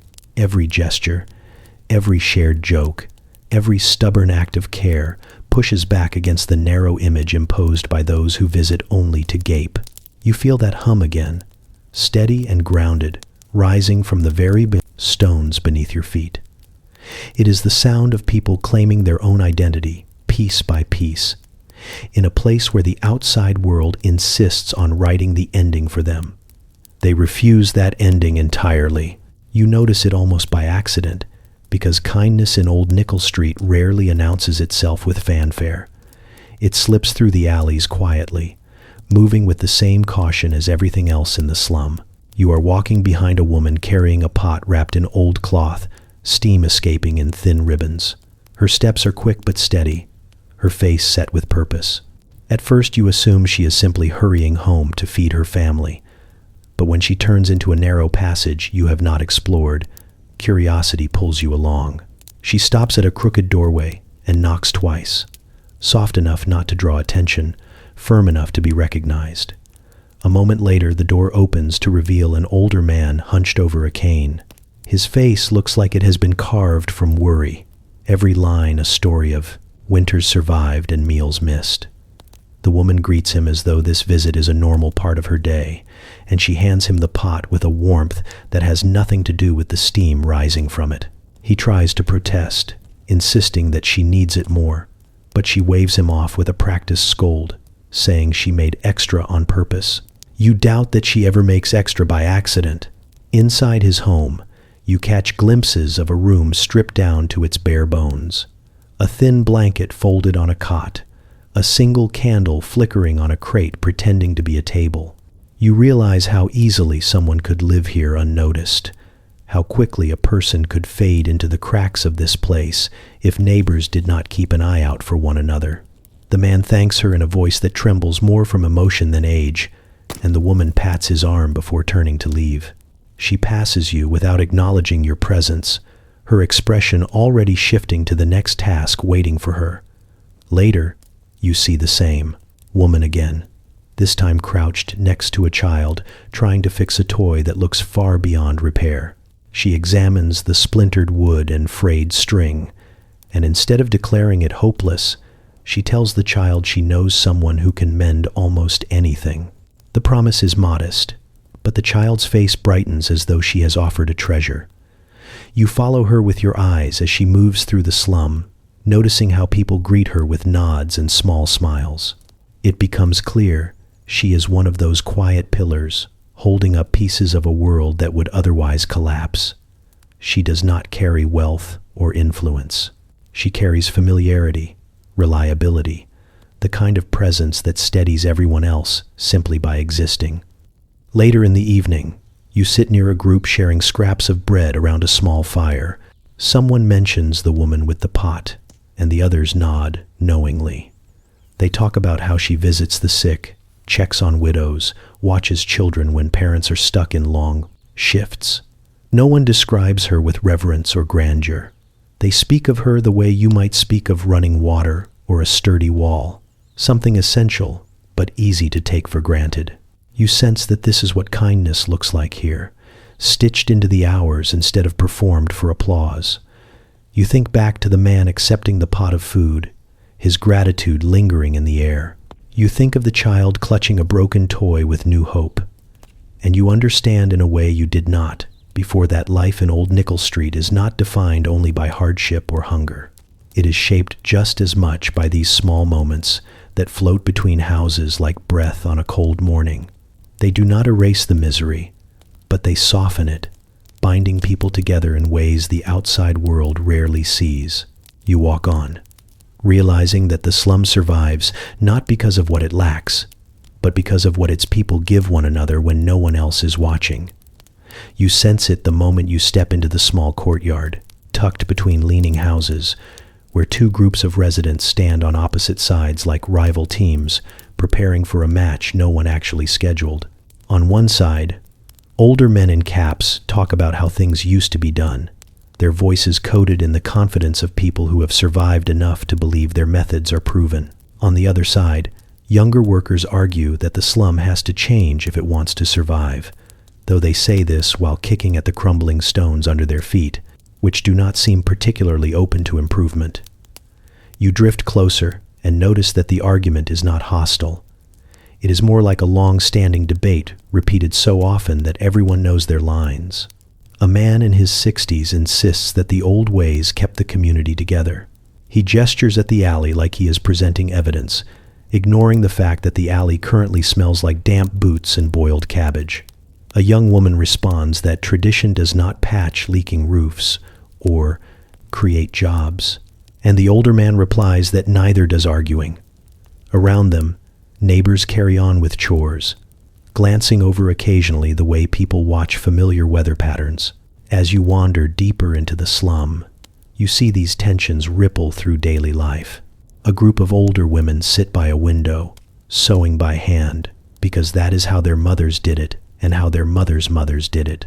They speak with pride about the skill involved, the rhythm of the needle, the way the cloth tells you what it needs if you listen carefully.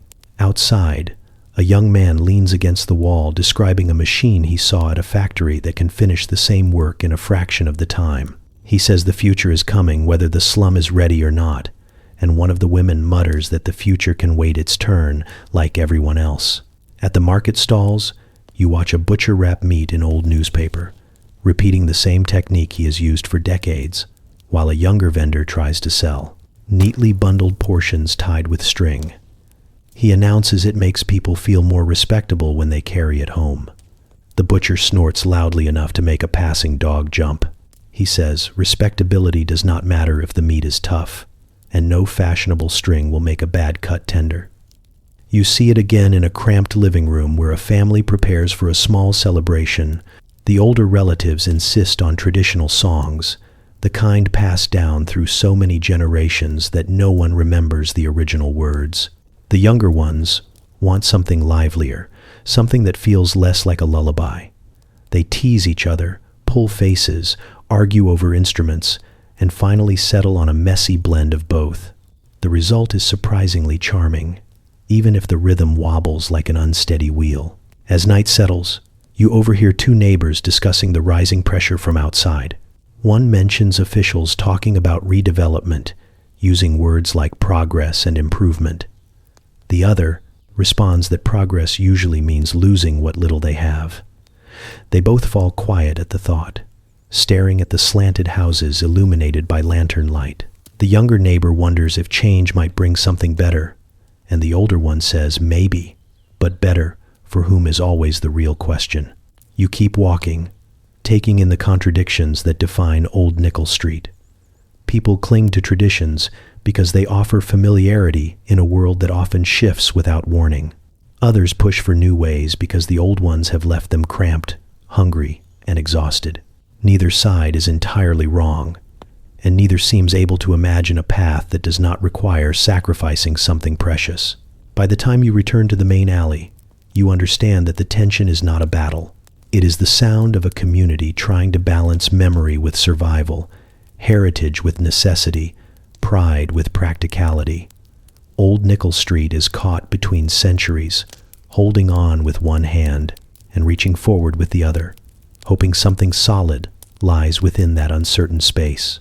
Winter does not arrive in Old Nichol Street so much as it seeps in, curling around corners and sliding beneath doorways like a thief who already knows the layout by heart. You feel it first in the wind that slaps against your coat with the kind of enthusiasm normally reserved for unwanted relatives. The air grows sharper, biting at your fingers and ears, turning every breath into something thin and brittle. Even the usual smells of the slum seem muted, as if the cold has frozen them mid-air.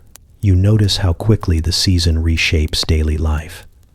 People who once lingered outside now rush from one doorway to another, hunched against the wind, clinging to coats that have survived far too many winters. Children who usually run wild through the alleys now stay close to home, their games shortened by numb hands and noses that turn red almost instantly. A pot of stew simmering over a small fire draws a crowd, not for the food itself, but for the chance to stand in the circle of heat it creates. In one cramped room, a family gathers around a tiny stove that glows weakly, its warmth spread too thin to reach the far corners.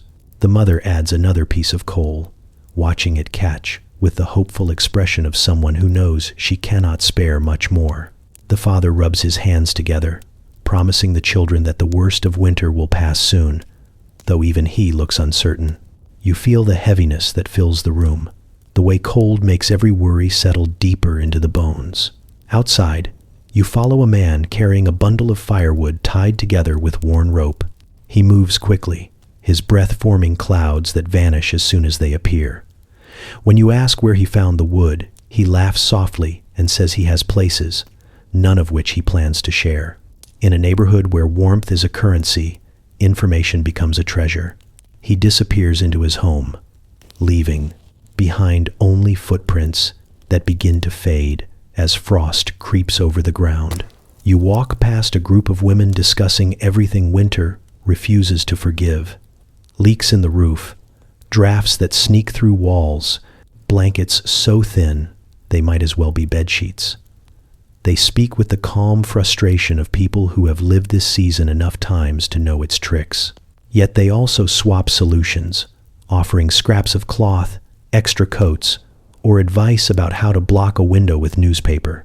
Their voices are steady, carrying the quiet determination that keeps the slum from collapsing under its own despair. As night settles in, the cold intensifies until it feels like a presence rather than a temperature. Lamps flicker behind frosted glass, casting long shadows across the uneven ground. Every sound becomes sharper. The crunch of boots on ice, the creak of a door resisting the wind, the distant coughing that travels farther in the frozen air. You pull your coat tighter, aware that even the strongest among the residents seem smaller in winter, as if the season chisels away at whatever comfort they manage to build. You pause near a small fire shared by neighbors who are too used to hardship to waste time pretending everything is fine. They pass around a dented kettle filled with something warm enough to steady trembling hands. They talk about winters that were colder, winters that were kinder, winters when they had more or less than they do now. The stories mix together, forming a thread that ties one generation to the next, each winter carving its own mark into memory. You feel winter's weight pressing onto Old Nichol Street, not just in the frost or the wind, but in the way the season exposes every weakness and amplifies every need. It sharpens hunger, it thins patience, it tests spirits. Yet you also see a strange resilience flicker beneath the hardship, as if the cold itself forces people to lean more heavily on one another. Winter in the slum is unforgiving, but it is never faced alone.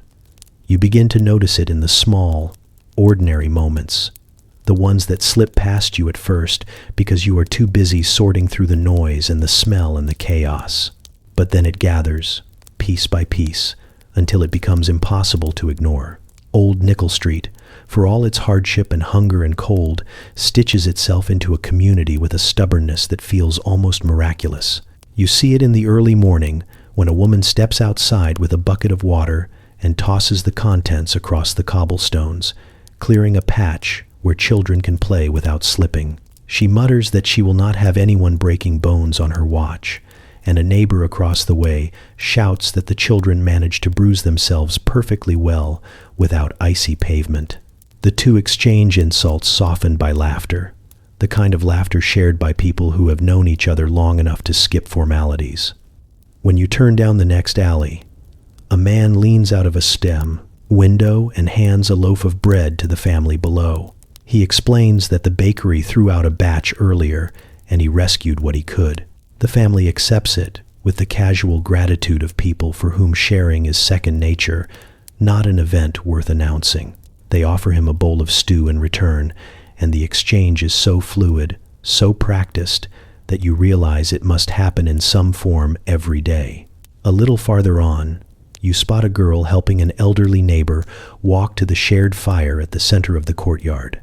The old woman complains loudly the entire way, insisting she could have managed on her own if her joints were not plotting against her.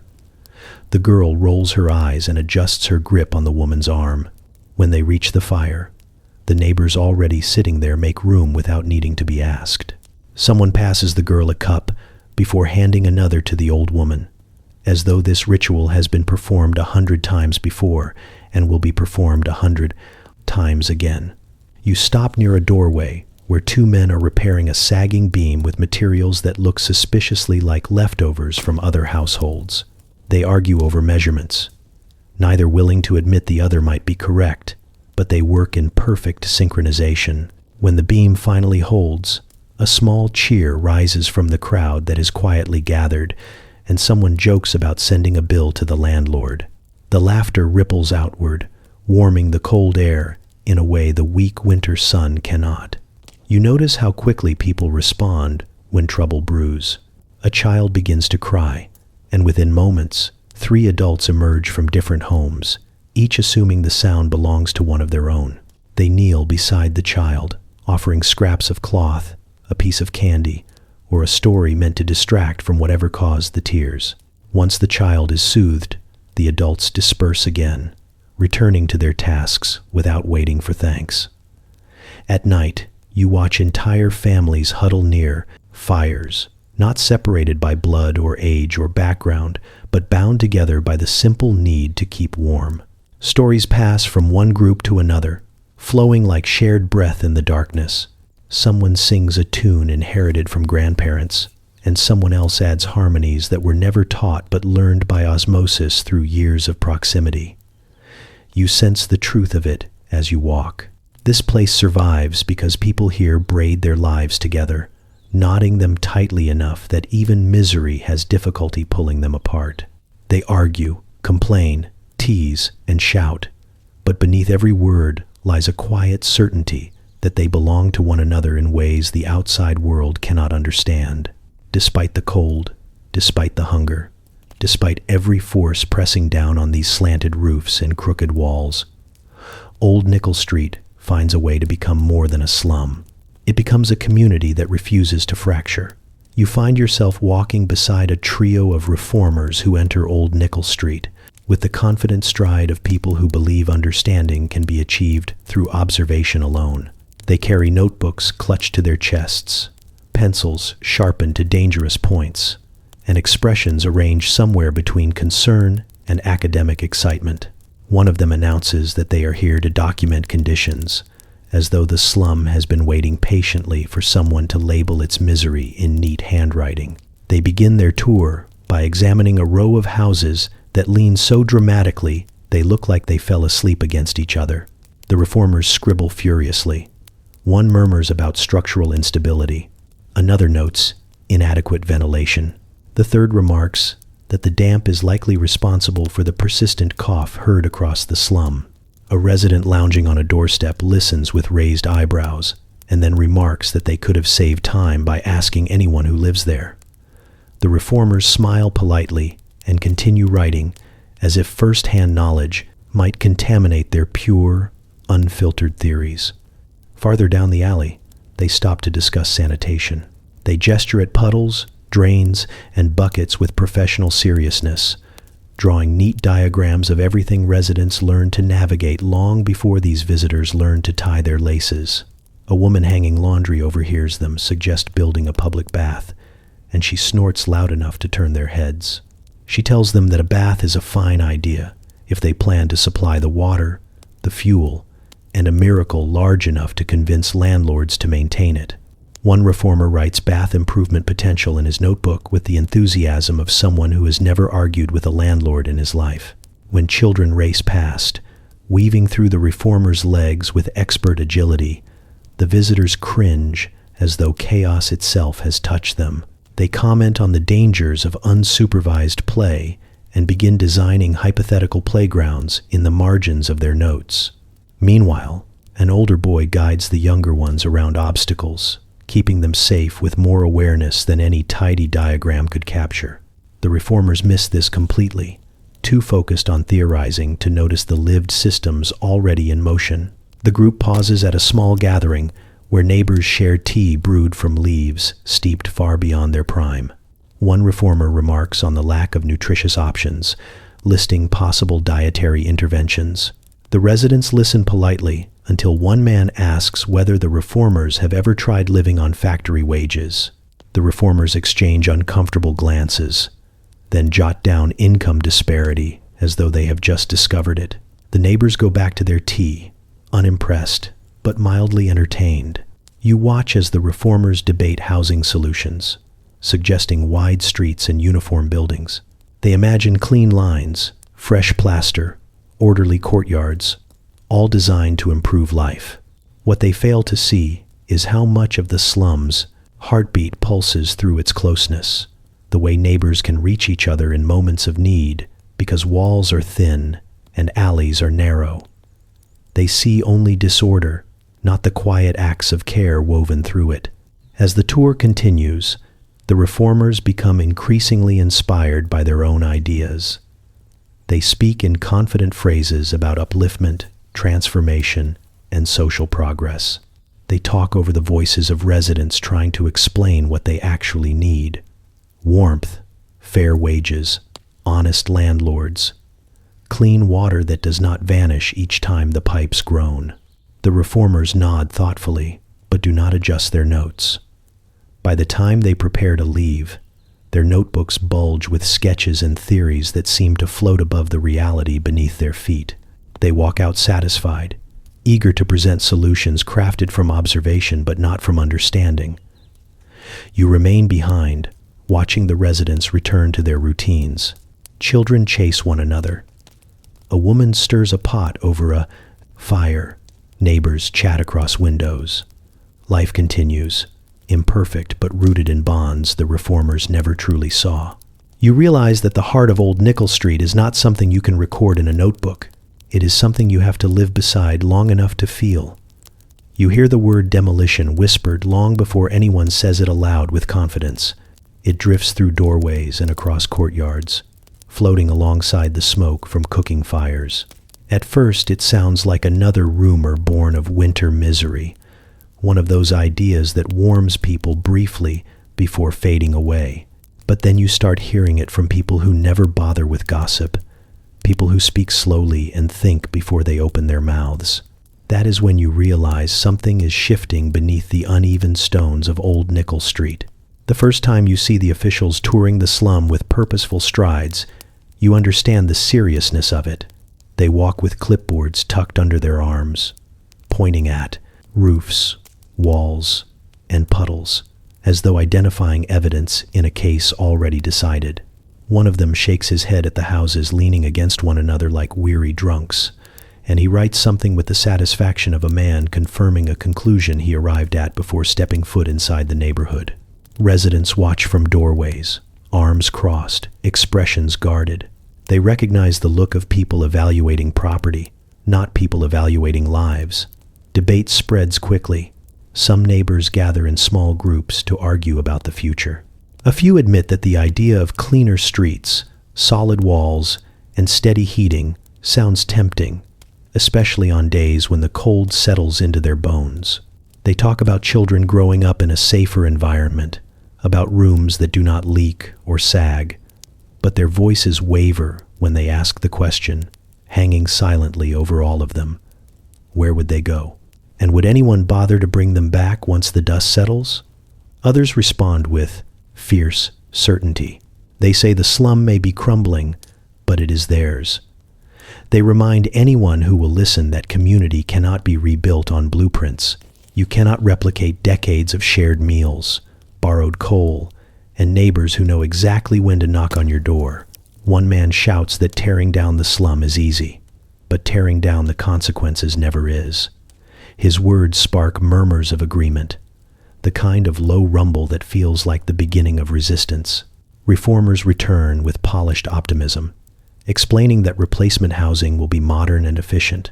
They describe neat rows of identical buildings with wide streets and bright windows. A woman nearby asks whether these new homes will have rents people can afford.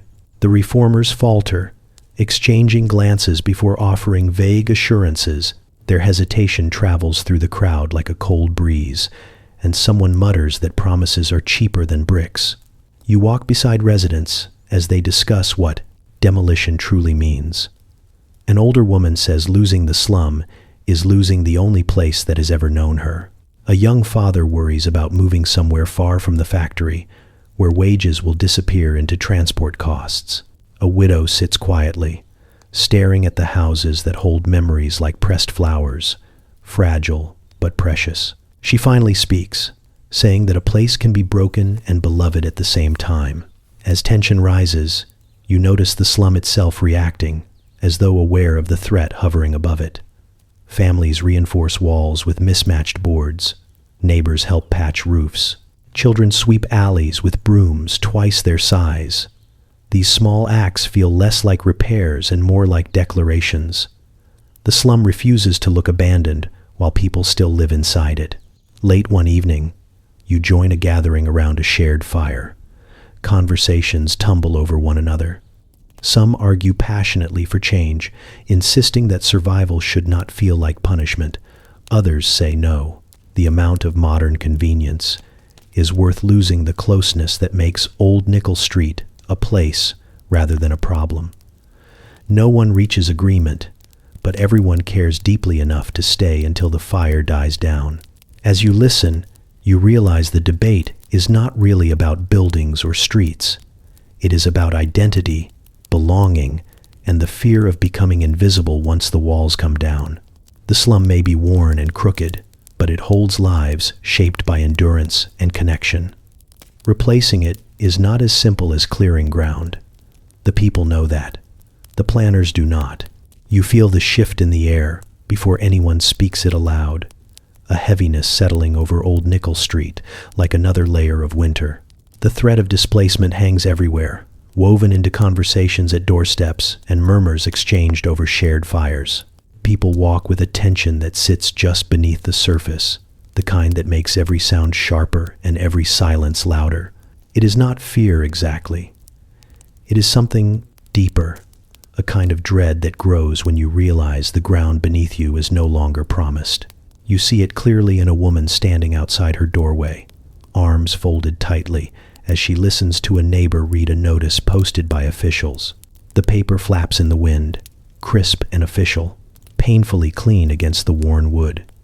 It speaks of redevelopment and improvement, words that look harmless enough but hit with the force of eviction. The woman stiffens as though bracing herself against an invisible blow. This doorway is not just a place to step through. It is where she raised children, where she has watched seasons change, where her life has unfolded inch by inch.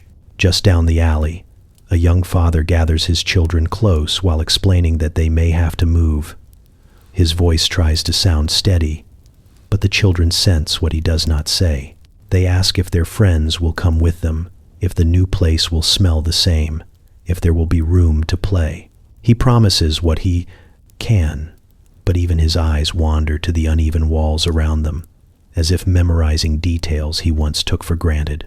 You realize that the slum may be crumbling, but it holds something the newer, cleaner streets never will. History, familiarity, a heartbeat that syncs with the people who live in it. You pass a group of older residents huddled near a stove, each of them speaking with a mixture of anger and sorrow. They traded stories here for decades, through weddings, deaths, celebrations, and losses. Now they wonder aloud where they will go when the bulldozers arrive. One man insists he will chain himself to his doorstep if they try to force him out.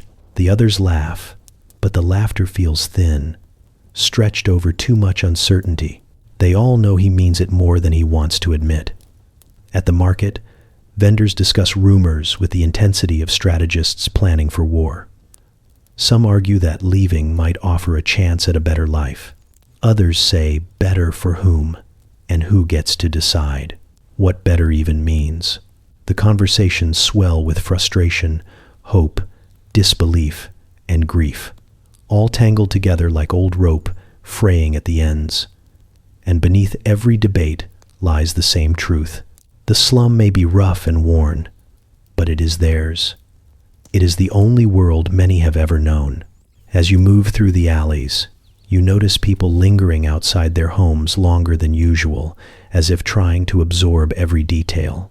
A woman touches the brickwork of her wall with a hand that trembles. A boy runs his fingers across the carved initials on a wooden beam left behind by someone who moved away years ago. A man looks up at the cracked window in his room, the one he always meant to fix, and smiles with the kind of affection that surprises even him. The slum's flaws have become part of their stories, stitched into their lives in ways that cannot simply be moved to another address. Night falls, and you find yourself sitting near a group gathered around a weak fire. No one pretends things are fine. They speak with a raw honesty that comes only when uncertainty pushes people to the edge of vulnerability. They talk about where they might go, what they might lose, and what pieces of their lives they fear will not follow them. They argue, comfort one another, and fall into stretches of silence where the crackling of the fire fills the spaces between thoughts. In that moment, you understand fully what is at stake. This place may be battered and overlooked, but it has shaped every person who calls it home. Displacement is not just losing walls and floors. It is losing memory, routine, identity. It is stepping into a world where the echoes of their lives no longer follow them. And even the strongest among them are not ready to let those echoes fade. You wake to the sound of hammers striking wood, a rhythm that feels wrong in the air, too purposeful and clean for a place that has always grown and broken in its own uneven way. When you step outside, you see workers in heavy coats moving through the slum with an efficiency that makes the alleys feel smaller. They carry tools that gleam in the weak light, tools meant for taking apart rather than putting together. For a moment you stand still, trying to understand what looks familiar and what has already changed, and then you notice it. A house at the corner is missing its roof. Residents gather in clusters, watching with expressions that shift between disbelief and stubborn detachment. A woman who once scrubbed her doorstep every morning now stands motionless beside it, as though waiting for someone to tell her the work crews have made a mistake. The doorway is still hers. The cracks in the wall still belong to her. But the building next to it has already been stripped down to bare beams, its insides exposed to the cold. She reaches out and touches the wood of her own doorframe, as if reassuring herself it has not vanished yet. Along the alley, children wander in slow circles, unsure whether play is allowed. On a day like this, a boy stands in front of the remains of his neighbor's home, staring at the pile of bricks with wide, bewildered eyes. He asks an older girl where the family will sleep tonight, and she answers with a quiet honesty that says she has no idea. The boy nods, accepting this answer not because it comforts him, but because it is the only one he is given. You walk toward the center of the slum, where people have gathered around a building half drowned in dust. Men and women stand shoulder to shoulder, arguing with the foreman who holds a rolled document like a shield. They demand time, explanations, mercy. He offers none of these, only instructions and deadlines spoken in a voice that has practiced detachment. The residents shout louder, but even their anger carries a thread of exhaustion. They have fought for years, and they know this is the final round, whether they win it or not. Inside a house about to be cleared, an elderly man sits on a stool, holding a chipped mug he refuses to pack away. He tells you he drank his morning tea from this very spot for more seasons than he can count. The walls around him are stripped bare, revealing old plaster patched so many times it looks like a map of forgotten roads. He says the house creaks differently in winter and that you can tell who is approaching by the sound of their footsteps on the warped floorboards.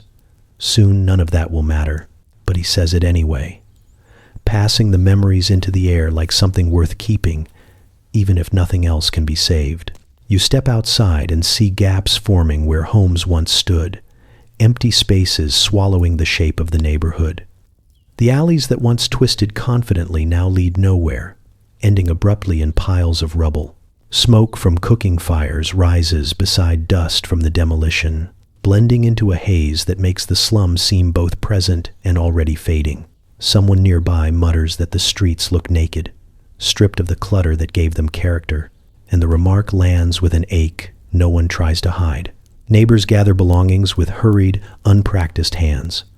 A woman clutches a bundle of blankets. Another carries a pot blackened from years of use. A man loads a few tools onto a cart he built himself, glancing back at his collapsing home as though expecting it to call him back. People speak softly, as if raising their voices might hasten the dismantling. By late afternoon, shadows fall across walls that will not see another sunrise. You walk through the slum one last time, hearing echoes instead of voices, seeing outlines where families once stood. The buildings shrink, the alleys widen, and the heart of old Nichol Street beats in fewer and fewer places. You realize that what is being destroyed is not just wood or brick. It is the stories tucked into door frames, the jokes traded across windows, the footsteps worn into stone. Memories cling stubbornly to the ruins, but even they cannot hold back what comes next. Old Nichol Street is disappearing, and the empty spaces feel louder than any demolition crew. You step through the broken edge of Old Nichol Street, as if crossing a boundary you were never meant to see from either side. Behind you, the slum lies in a strange half-life, some houses gutted to their skeletons, others leaning stubbornly as though trying to make the demolition crews feel guilty. Dust drifts in the air like a slow-falling snow, settling in your hair and clothes until you smell faintly of lime and memory. You look back one last time, expecting to feel distance settle in, but the place clings to you in a way no intact neighborhood ever could.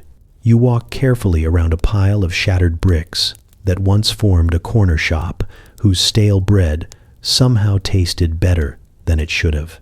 The woman who ran it stands nearby, clutching the small tin where she kept her carefully counted coins. She meets your eyes for a moment, and in that brief exchange, you feel the quiet ache of someone losing not just a building but the shape of her days. She gives a small nod, something between farewell and acknowledgement, before turning toward the road with a determination that surprises you. As you continue on, a group of children weave past you, kicking a dented tin can with the same enthusiasm they showed when the alleyways were still intact. Their laughter rises into the cold air, light and bright, cutting through the gloom with a sound that feels almost defiant. You watch them race toward a stretch of street that no longer leads home, yet they run it anyway, because running is what they know, and childhood insists on existing even when nothing else does. Further along, you pass the elderly man with the chipped mug, now holding it like a relic rather than a possession. He sits on a low wall at the edge of the cleared area, staring at the space where his home once stood. He talks softly to a man beside him, describing the way the light used to fall through his window in the early mornings. The other man listens with the patience of someone who understands that the past has become a kind of shelter, even if the physical world can no longer provide one. You do not interrupt them. Some conversations deserve the quiet around them. When you reach the final bend, the slum feels like a distant echo, despite being only steps away. The noises that once defined it, the calls of vendors, the clatter of pans, the hum of voices leaking from windows, have faded into muffled hints carried by the wind. The stillness feels wrong, as though the place is holding its breath while waiting to become something else entirely. You feel the urge to go back, to catch one more glimpse, but you know it would look just as it did a moment ago, and just as it will look a little less whole with each passing hour. You step into the broader street beyond the slum, where London continues about its business with the same impatient energy it always has. People pass without noticing the dust on your clothes or the heaviness in your steps. A horse cart rattles by, the driver humming a cheerful tune that has nothing to do with loss or endings. For a moment you feel strangely out of place, caught between the world that remains standing and the one that has been dismantled behind you. As you move farther away, you begin to realize that you are carrying something with you that cannot be shaken off. It settles in your chest, woven from images of narrow alleys, stubborn doorways, and the people who filled them with a heartbeat no amount of poverty could erase. You understand now that old Nichol Street was never just the grime or the crowding or the decay. It was the laughter squeezed between hardships, the fierce loyalty that held neighbors together, the way life insisted on continuing even when every condition argued against it. You turn a final corner, and the slum disappears from sight. But the stories remain, steady and insistent, refusing to fade simply because the buildings have fallen. You walk on, carrying them with you, knowing they will shape the way you see every street from this point forward.